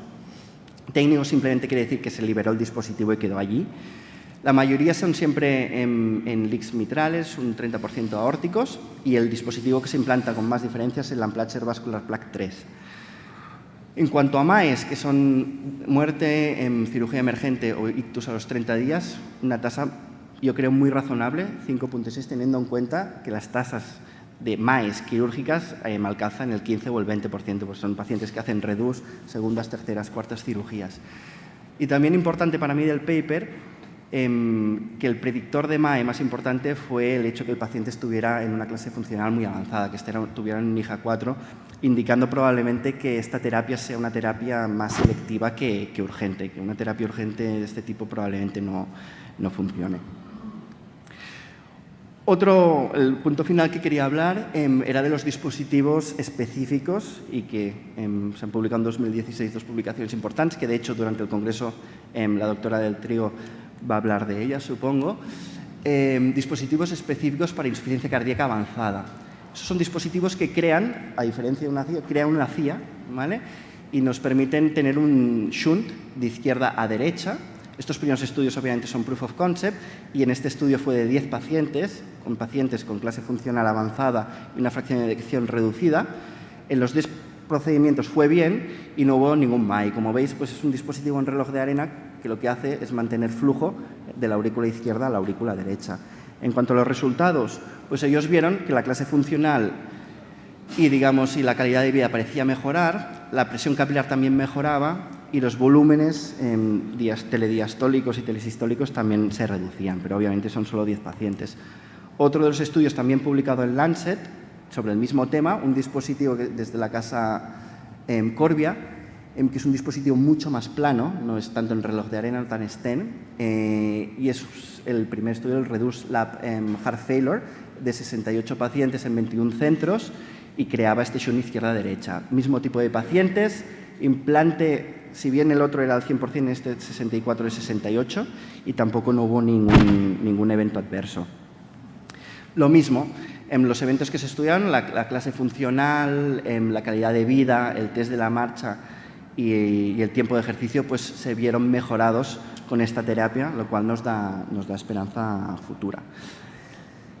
Y finalmente, y el doctor Brugaleta mañana va a hablar de esto, pues los sistemas de remodelado del ventrículo izquierdo, el sistema Parachute, ¿vale?, que es un sistema que se pone, digamos, a nivel apical y que reduce pues, las cavidades del ventrículo izquierdo, ¿no? Y el sistema Revivan, que es un sistema que necesita un abordaje endovascular y un abordaje transapical, ¿no? Y que de alguna manera intenta reducir el volumen del ventrículo izquierdo entrando un clip que plica el ventrículo izquierdo hasta el ventrículo derecho. No sé cómo voy de tiempo, si voy bien. ¿Sí? No, lo digo porque, quería después al final comentar una cosita. Las conclusiones de lo que he dicho básicamente es que este año, 2017, vamos a tener más evidencia sobre el cierre de foramen y evidencia en favor de cerrarlo, con lo cual el debate se va a reactivar, ¿no? El debate eterno, pero realmente ahora parece que hay más evidencia en favor de cerrar el foramen en caso de tener un ictus criptogénico. Este año también se han publicado registros de más de 1000 pacientes de Amulet y Watchman con unos resultados excelentes. También se ha publicado este estudio de hemorragia intracraneal, que ya sé que se está haciendo un estudio randomizado sobre el tema, pero para mí los resultados son increíbles y realmente para mí reafirmando lo que ya todos pensábamos, que es una muy buena opción cuando tenemos una hemorragia intracraneal. Leerse, por favor, este expert consensus para el tratamiento y valoración de los leaks paravalvulares. También se ha publicado pues, nuestro registro, el estudio Hole, el registro más grande publicado hasta la fecha a nivel mundial sobre leaks. Y hay los resultados iniciales de estas terapias de tratamiento de insuficiencia cardíaca avanzada con estos dispositivos específicos que hay varios y que a lo largo de este congreso se va a hablar.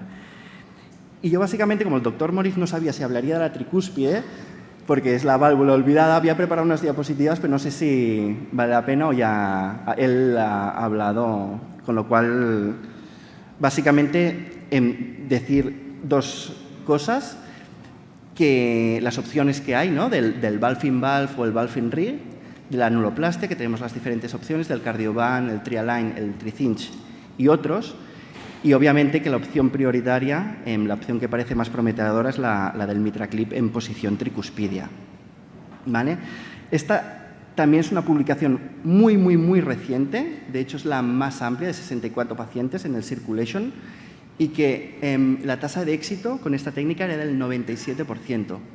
¿Vale? Se implantaba un clip en el 48% de los casos y de 2 a 4 en el 42%. ¿Vale?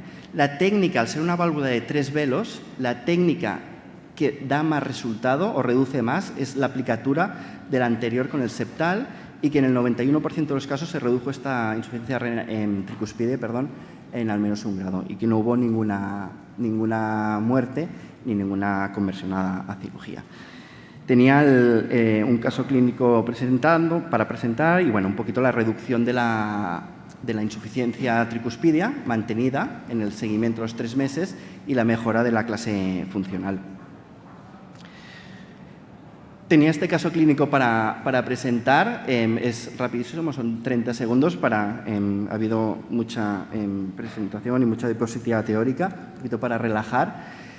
Esta es una insuficiencia tricuspidia severa masiva que hicimos en nuestro hospital. El MitraClip, una de las complicaciones que tiene el sistema de liberación es que está orientado hacia la mitral y lo tienes que deflectar de una manera muy importante. Y esta es la posición del clip en el momento, digamos, de hacer el grasping sobre los velos de esta tricúspide. La imagen, digamos, el implante de un MitraClip en posición tricuspidia es un elemento vital y es muy difícil. Realmente es una de las cosas que tendremos que aprender en el futuro.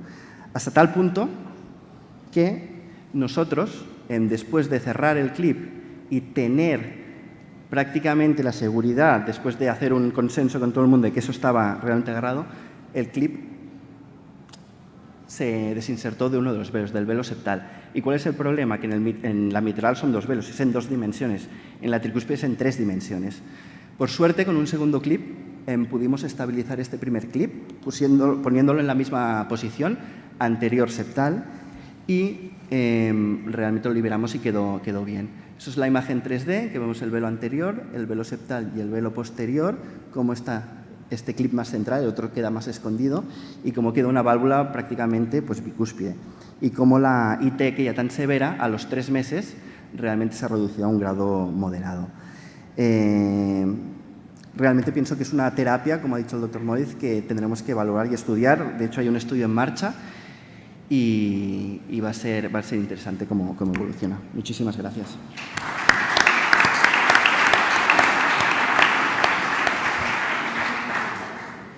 Muchísimas gracias, Xavi, por esta magnífica presentación. A ver si hay tiempo para preguntas y si no, ya te haré alguna luego en privado.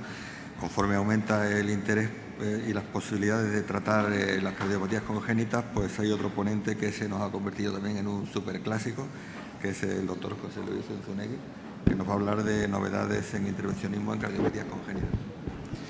Bueno, pues muchas gracias. Buenas tardes a todos.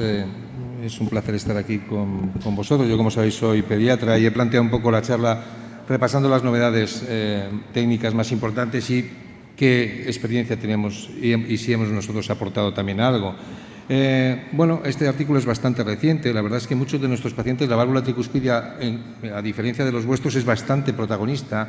y muchos de estos tienen este tipo de anuloplastes con este tipo de anillos incompletos que no parece que sean un sustrato bastante seguro para poner una prótesis percutánea. Sin embargo, esta publicación dice lo contrario, pero fijaros que son casos aislados porque es un estudio multicéntrico que acumula 22 pacientes solo a lo largo de 3 años. Bueno, pues nosotros tuvimos esta oportunidad de hacerlo hace como 4 meses, una paciente trasplantada con un anillo de valvuloplastia, en el cual el acceso yugular nos garantizó la perpendicularidad de la válvula, inflamos con un example de 22 y posteriormente sobredilatamos con un balón de 24. La Melody tiene la ventaja de que es una válvula muy amable en cuanto a la distorsión y a la navegabilidad y bueno, el resultado fue bastante aceptable, con lo cual parece que este tipo de sustratos anatómicos puede también ser susceptible de ser tratado por vía percutánea, es decir, que los cirujanos inconscientemente nos están preparando el camino. El resultado fue excelente, llevamos ya 4 meses de seguimiento y la válvula sigue funcionando en perfectas condiciones. Bueno, el procedimiento híbrido es desde luego el protagonista de las cardiopatías congénitas. La cantidad de patología que nosotros tenemos es muy diversa, los niños son pequeños, tenemos mucha limitación en cuanto a los accesos vasculares y desde luego que los cirujanos nos abran el camino es el objetivo. Es decir, lo que tenemos que hacer es disminuir la morbilidad quirúrgica y poder ofrecer nuestras técnicas con el camino que ellos nos abren. Desde luego esto es una diapositiva bastante clásica, es un equipo multidisciplinario, intervencionistas cirujanos y también participan a veces los anestesistas, como veis ahí. ¿Qué es lo que ocurre en esto? Pues bueno, que a pesar de que se han cambiado los escenarios, se ha modernizado, hay salas híbridas, la verdad es que la pregunta es siempre la misma, ¿en tu casa o en la mía? Esto es la pregunta del $1.000.000 que hacemos al final de la noche, cuando la pregunta tiene que ser otra, que es ¿pero vamos a hacerlo o no vamos a hacerlo? Es decir, ¿vamos a pecar o no vamos a pecar? Es decir, el procedimiento híbrido no es una cuestión de equipos, no es una cuestión de técnica, es una cuestión de voluntad y de sentirse cómodo trabajando con uno. Bueno, pues vamos a trabajar en nuestra casa, en el laboratorio. ¿Qué es lo que hemos hecho? Bueno, pues mirad, este es un caso que os lo pongo, es bastante, digamos, singular. Es un paciente de 2 años en el que hubo una disfunción ventricular, una prótesis mitral fue implantada y luego tuvimos que ponerle un Berlin-Hahn en el postoperatorio. Como veis, pues se produce una insuficiencia aórtica por el efecto Venturi. Esto es una complicación descrita y además no tiene válvula mitral porque la válvula mitral hay que quitarla, como sabéis.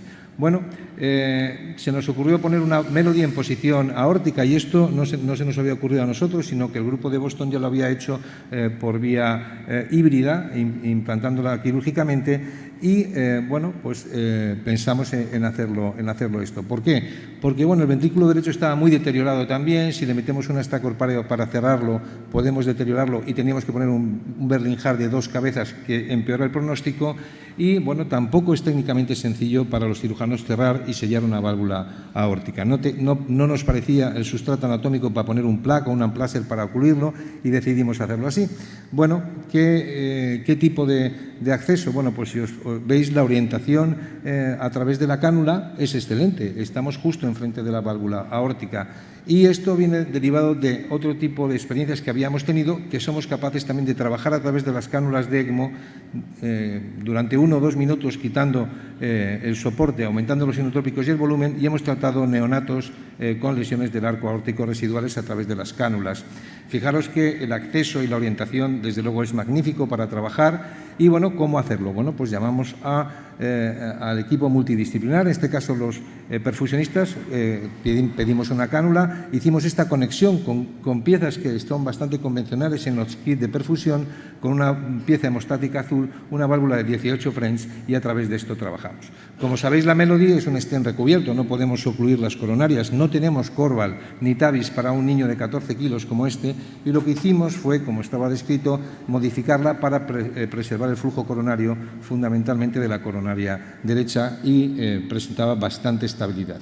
La idea era ponerlo en ECMO, poner la Melody en posición aórtica, sacarlo de ECMO y restaurar la asistencia pulsátil. Bueno, y eso hicimos. Pusimos el stent a través de la cánula, pusimos después la Melody montada sobre un balón de 16 y vimos que el flujo estaba preservado, el resultado hemodinámico y el resultado ecográfico fueron excelentes y, como veis, ecográficamente, a pesar del flujo del ECMO que inyecta directamente en la válvula, desde luego la insuficiencia es prácticamente nula y el flujo coronario está mantenido. Pero, como siempre suele suceder, los resultados ecográficos y angiográficos excelentes no suelen ir acompañados de resultados clínicos tan excelentes.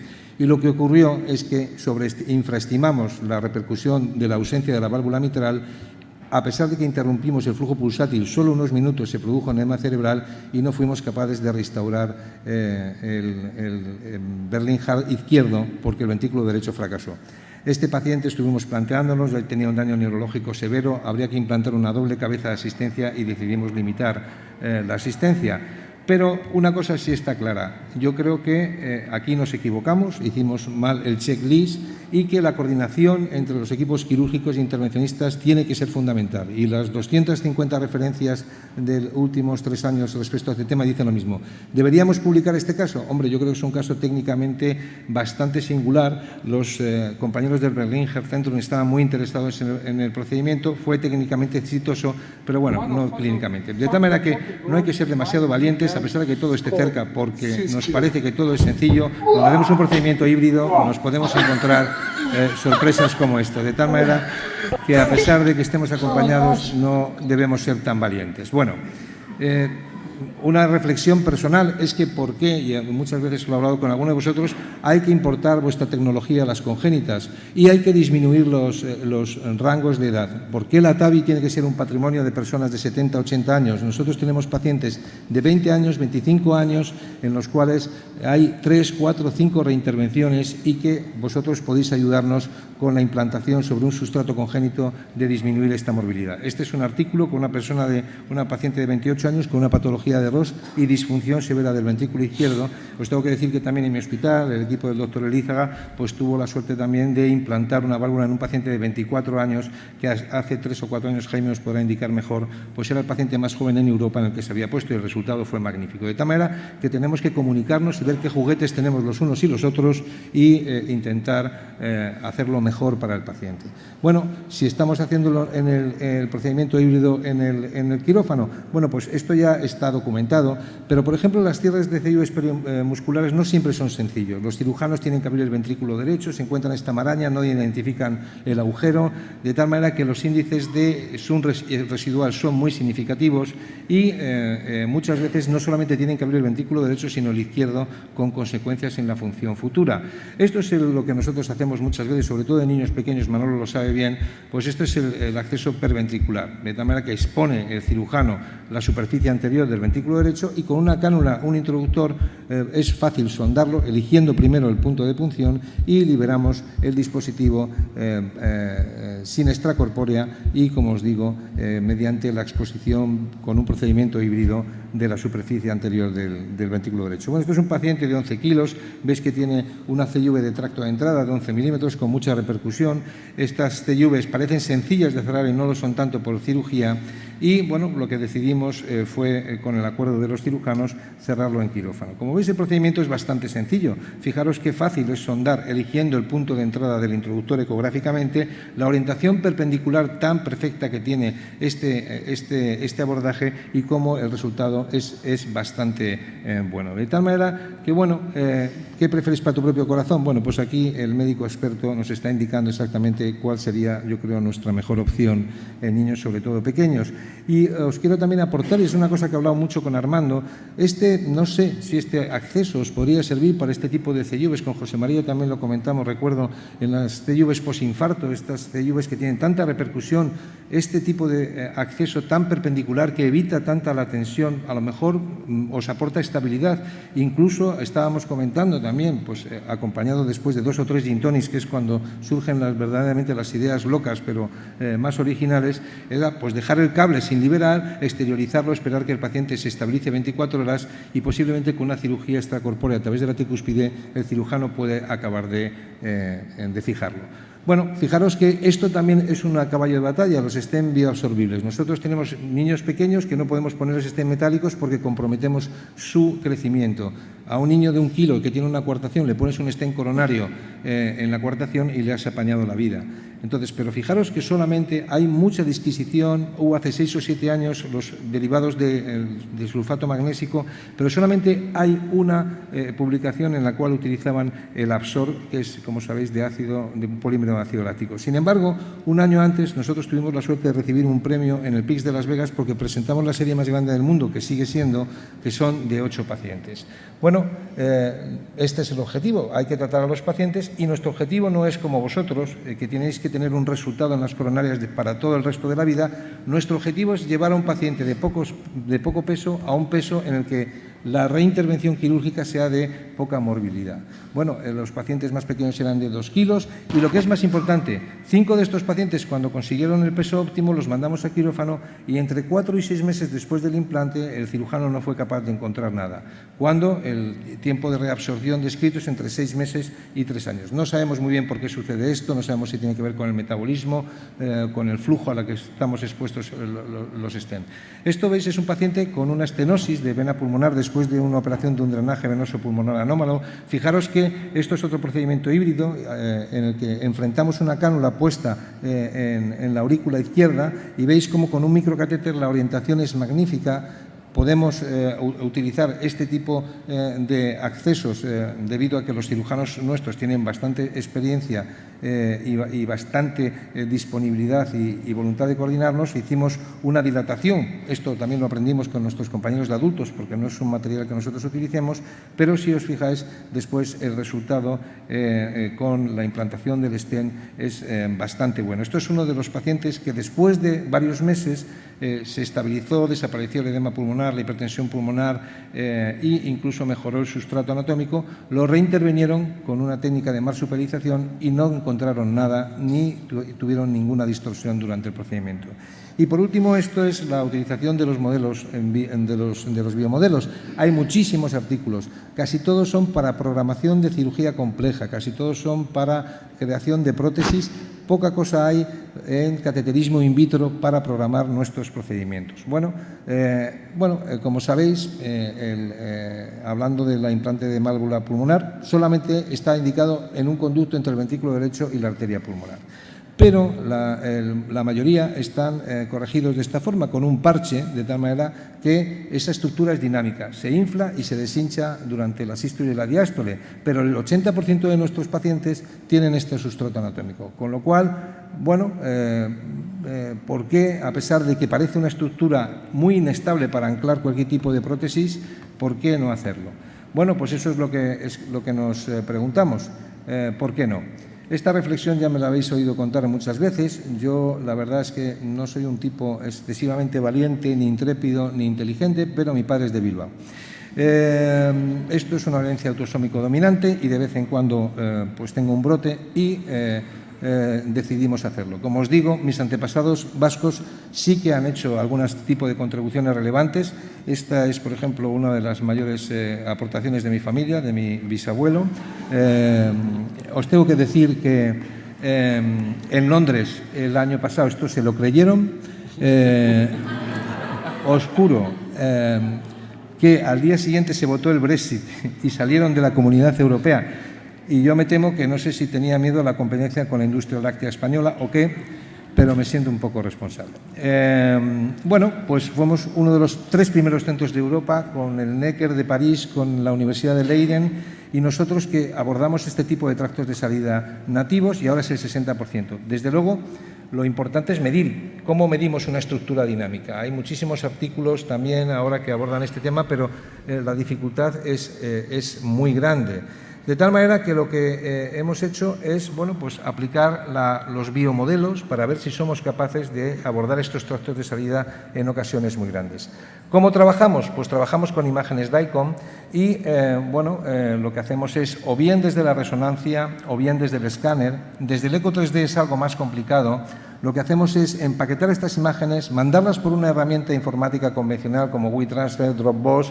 Estamos trabajando con la Universidad de Sevilla, lo mandamos en 5 o 10 minutos de descarga y ellos nos devuelven esto, que es un biomodelo de silicona semidistensible, semiopaco, que os puedo garantizar que es el mejor que hay en el mercado para hacer experiencias bajo el tubo de rayos. Y esto nos permite hacer este tipo de cosas. Fijaros cómo imita ciertamente la distensibilidad de los tejidos y lo que transmite, y es lo bueno de esta técnica, es que no solamente transmite medidas, sino que transmite sensaciones. Y, bueno, pues cuando tú lees y crees que todo se te ocurre, esto es otra de las novedades de los últimos años, pues bueno, cuando yo leí esto, pues la verdad, la sorpresa fue mayúscula y no me lo creía. Bueno, me levanté a tomar una cerveza a pie de nevera, como dice un amigo mío, para reflexionar, volví y tampoco me lo creía, y efectivamente esto era un artículo que habían hecho con unos biomodelos rígidos, unos compañeros creo que son de Filadelfia, y bueno, pues para abarcar un tracto de salida grande que no puede abarcar ninguna prótesis única, ponen doble stent en cañón de escopeta y cierran el pequeño con un plug y el grande lo ponen con una válvula. Ellos lo hicieron con un biomodelo rígido y lo hicieron con una Edwards. Nosotros, la aportación, que esto es lo que bueno, pues quería traeros, es nuestra aportación en el 2016, lo hemos hecho por vía percutánea, lo hemos hecho con una Melody y lo hemos hecho con este tipo de biomodelos distensibles. Este es el paciente, es un paciente de 54 años que hicimos también en la sala de hemodinámica con el doctor Sarnago y con Raquel Prieto. Bueno, pues era un paciente que tenía una disfunción ventricular severa y lo que hicimos fue, bueno, pues repetir el procedimiento con la tranquilidad de que no le va a pasar nada al biomodelo. Y lo que hicimos la técnica del doble stent, inflamos el stent pequeño primero, inflamos el stent segundo grande, el stent pequeño medía 12 milímetros premontado sobre el balón, el grande me parece que eran 24, de tal manera que puedes abarcar un tracto de salida de 36, no hay ninguna prótesis en el mercado que pueda abarcar este tipo de diámetro. Y después lo que hicimos fue mantener el balón inflado y retirar el balón grande y después poner una Melody dentro del stent grande. No sé si os queda muy claro, porque la verdad es que cuando te pones en la mesa no sabes de qué guía tirar, se forma un poco el lío. Y esta es la implantación in vitro del stent con el example. Queríamos realmente simularlo. Y la casa comercial nos dio algunas prótesis caducadas para probarlo. Bueno, retiramos el balón y vimos que era estable. No obstante, bueno, esto está muy bien, es un modelo que no sabemos si la distensibilidad va a corresponder al paciente y, aparte, la geometría del tracto de salida, si le pones dos circunferencias, pues puede quedar una regurgitación pulmonar en alguna de estas áreas. Y esto se nos ocurrió también después de una cerveza, estando saliente de guardia, y hicimos una endoscopia al modelo.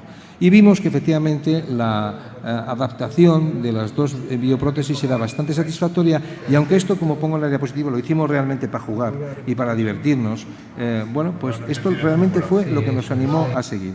Bueno, y entonces hicimos el biomodelo, y lo que hicimos fue exactamente lo mismo, reproduciendo las mismas proyecciones en las que habíamos realizado la experiencia in vitro con el biomodelo suministrado por nuestros compañeros de Sevilla. Aquí os pongo la implantación del plaque con la válvula ya implantada, todo rezando porque realmente esto ya no es un biomodelo, es un paciente de verdad. Aquí estamos liberando el plaque 2, que creo que era de 14-16.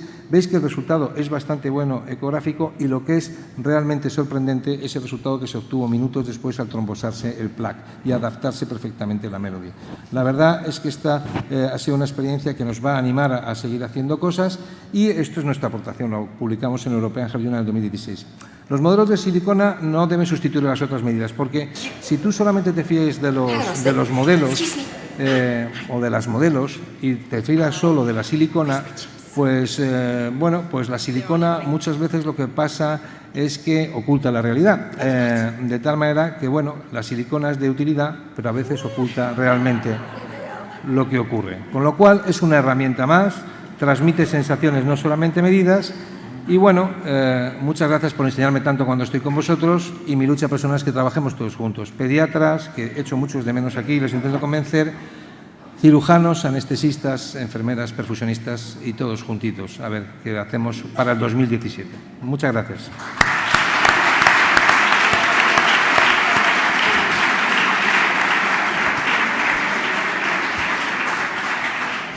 Muchas gracias, José Luis, por tus siempre interesantes y amenas presentaciones.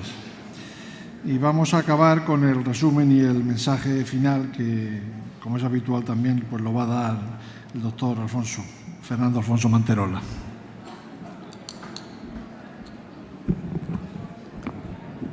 Buenas tardes. Lo primero, agradecer a la Junta su amable invitación para estar con todos vosotros. La verdad es que es un placer estar aquí. Estamos todos muy contentos. Es una oportunidad de estar en Cádiz, en un ambiente relajado, oyendo charlas tan interesantes como la que acabamos de oír, pero también es una oportunidad fantástica porque este año han pasado cosas muy interesantes en el intervencionismo, que es lo que voy a intentar contaros en 15 minutos. Yo lo que he hecho es a cada uno de los que han presentado, a cada uno de los expertos en cada una de las áreas del conocimiento, les he pedido 2 o 3 diapositivas y es lo que voy a intentar resumir de una forma muy breve para todos vosotros. Íñigo nos ha hablado de cosas importantes que han pasado este año a nivel de farmacología. Como veis, ha habido bastantes estudios sobre betabloqueantes, algunos incluso aparentemente contradictorios, pero fijaros cómo 2 estudios liderados fundamentalmente por investigadores españoles, Borja, el Metocar y el Early Bumming, han hecho avanzar nuestro conocimiento sobre lo que sabemos de betabloqueantes. También se han producido datos muy interesantes del cangrelor, que podría ser un fármaco reversible, rápido y que podría ayudarnos en algunas situaciones. Y también se ha hablado de la polémica que existe en este momento sobre cómo tratar a los pacientes que ponemos un stent en el contexto de la anticoagulación. Y se ha hablado de un estudio interesante que es el estudio ISARC de Múnich. Pero Íñigo ha seleccionado 2 estudios dentro de su presentación. Uno es muy interesante y se ha presentado ahora en el European Heart Journal, que es el estudio TOPIC. Y es decir, en vez de pensar si el nuevo fármaco antiagregante más potente y más predecible es mejor que el clásico clopidogrel, ¿por qué no usamos lo mejor de los 2 mundos? Es decir, ponemos la potencia antiagregante al principio, cuando los eventos isquémicos son importantes, el primer mes, y luego bajamos la intensidad haciendo un switch a tratamiento con clopidogrel. Y esto es lo que se ha demostrado en este estudio, en el estudio TOPIC, y se ve que con la estrategia del switch no hay diferencias en los eventos isquémicos, como se puede ver en este estudio, pero sin embargo se reducen de forma significativa las complicaciones hemorrágicas. Y fijaros aquí que el objetivo primario del estudio, que es el balance clínico neto, por llamarlo de alguna forma, isquémico y sangrado, se reduce en un 50%. Es decir, la posibilidad de utilizar solo durante el primer los nuevos antiagregantes plaquetarios es muy atractiva y dejar luego, en una época de menos riesgo isquémico, un antiagregante más convencional. Y el segundo estudio que ha elegido Íñigo es este estudio. Sabéis ahora que hay una gran polémica en la duración del tratamiento antiagregante, fundamentalmente en pacientes después de un infarto agudo de miocardio. Bueno, pues en este subestudio, el subgrupo de pacientes que tenían enfermedad vascular periférica, veis aquí en rojo, tienen mucho más eventos clínicos en el brazo placebo en comparación con el grupo convencional.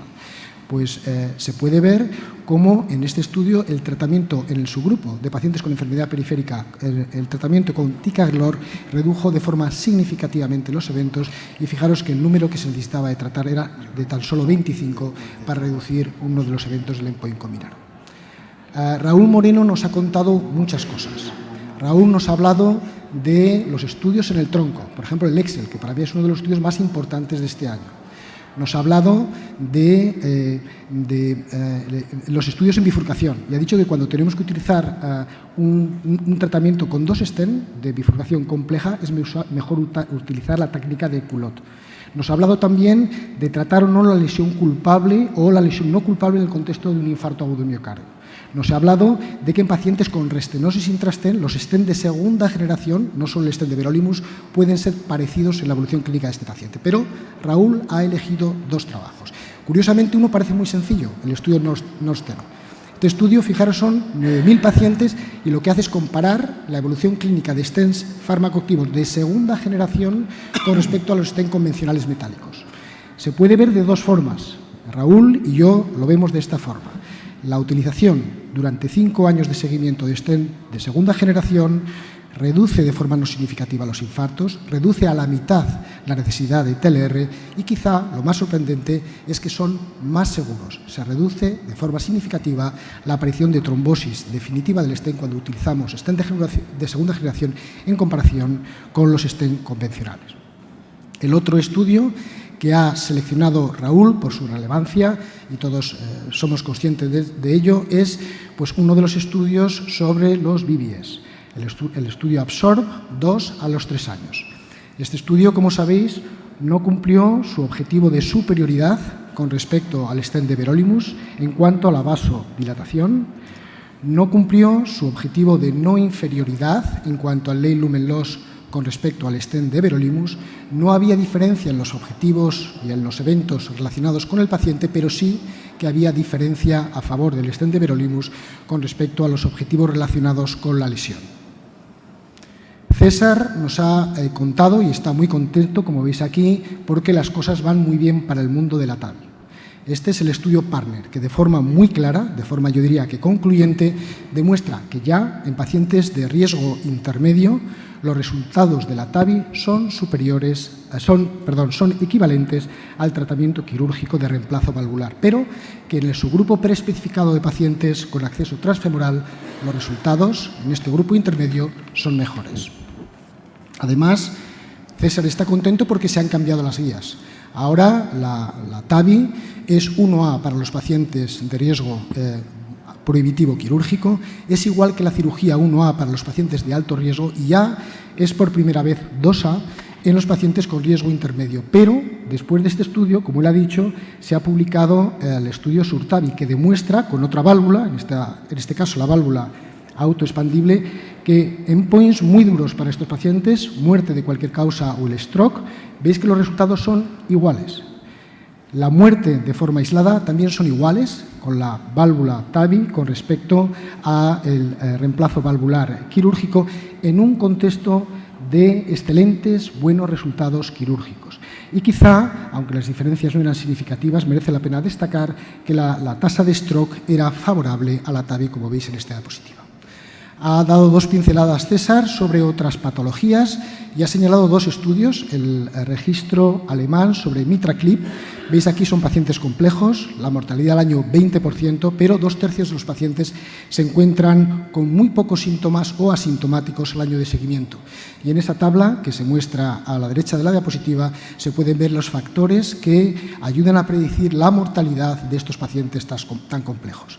Y luego, a nivel de curiosidad y de los avances que se están produciendo en este campo, pues ha seleccionado este artículo de cómo, por vía transapical, en un corazón que late, podemos implantar cuerdas tendinosas para reparar la válvula mitral. Pilar también está muy contenta y nos ha puesto una serie de trabajos. Uno es el de Fine Flare. Pilar está contenta porque este estudio se ha generado en el clínico. Uno de los investigadores principales es Javier Escanet y es un estudio muy interesante. Ya no se trata de ver si el FFR es mejor con el IFR o si el IFR se acerca al FFR. Es muy difícil acercarse. Vamos a ver quién es mejor desde el punto de vista clínico para los pacientes, que es lo que nos importa. Y en este estudio, que es un estudio muy importante en cuanto al número, las decisiones de revascularización basadas en FFR no fueron superiores al IFR, o mejor dicho, el IFR fue no inferior al FFR en cuanto a eventos cardiovasculares en pacientes en que la decisión de revascularización se basó en una de estas 2 técnicas. Y la fuerza de este estudio es que otro estudio diferente, independiente, pero muy similar, el SWEETHEART, fue publicado también en el New England con un objetivo primario de valoración exactamente el mismo, muerte, infarto o revascularización no planeada. Y veis aquí de nuevo cómo las 2 curvas son absolutamente superponibles en cuanto a la evolución clínica libre de eventos para el IFR con respecto al FFR. Pilar también nos ha seleccionado un estudio que compara de forma aleatorizada la OCT con respecto al IBUS. Y en este estudio, pues, el objetivo primario de valoración era simplemente ver si la OCT consigue los mismos resultados en cuanto a área luminal post-stent después de la implantación. Me ha dicho que diera mi versión. Nosotros en La Princesa hemos participado en este estudio y yo me opuse al diseño inicial porque me parecía que no era correcto intentar medir con OCT la lámina elástica externa, que es lo que mide en este estudio. Pensaba que no se iba a poder hacer, me equivoqué porque se consiguió en el 80% de los pacientes y con esta metodología, que podemos decir que es nueva, la verdad es que los resultados son, en cuanto a áreas postimplantación, similares a las que se pueden obtener en el IBUS y ya sabéis que hay muchos trabajos clásicos con IBUS. Y finalmente Pilar ha incidido en una técnica que ya lleva tiempo, pero hay datos actualmente muy interesantes sobre utilizar la simple angiografía tomando varias proyecciones para tener, con dinámica de fluidos, una reconstrucción perfecta tridimensional de la luz del vaso epicárdico y de alguna forma estimar el FFR, y parece que los resultados que se están obteniendo son muy favorables. A nivel de estructural, que ha sido separado en esta sesión de las válvulas, Xavi nos ha seleccionado dos estudios. El primero, el estudio REDUCE, donde se ve de una forma clara que desde el punto de vista de stroke clínico, el cierre del foramen oval consigue una reducción del stroke, como digo, clínico muy importante, una reducción del riesgo de casi el 80%.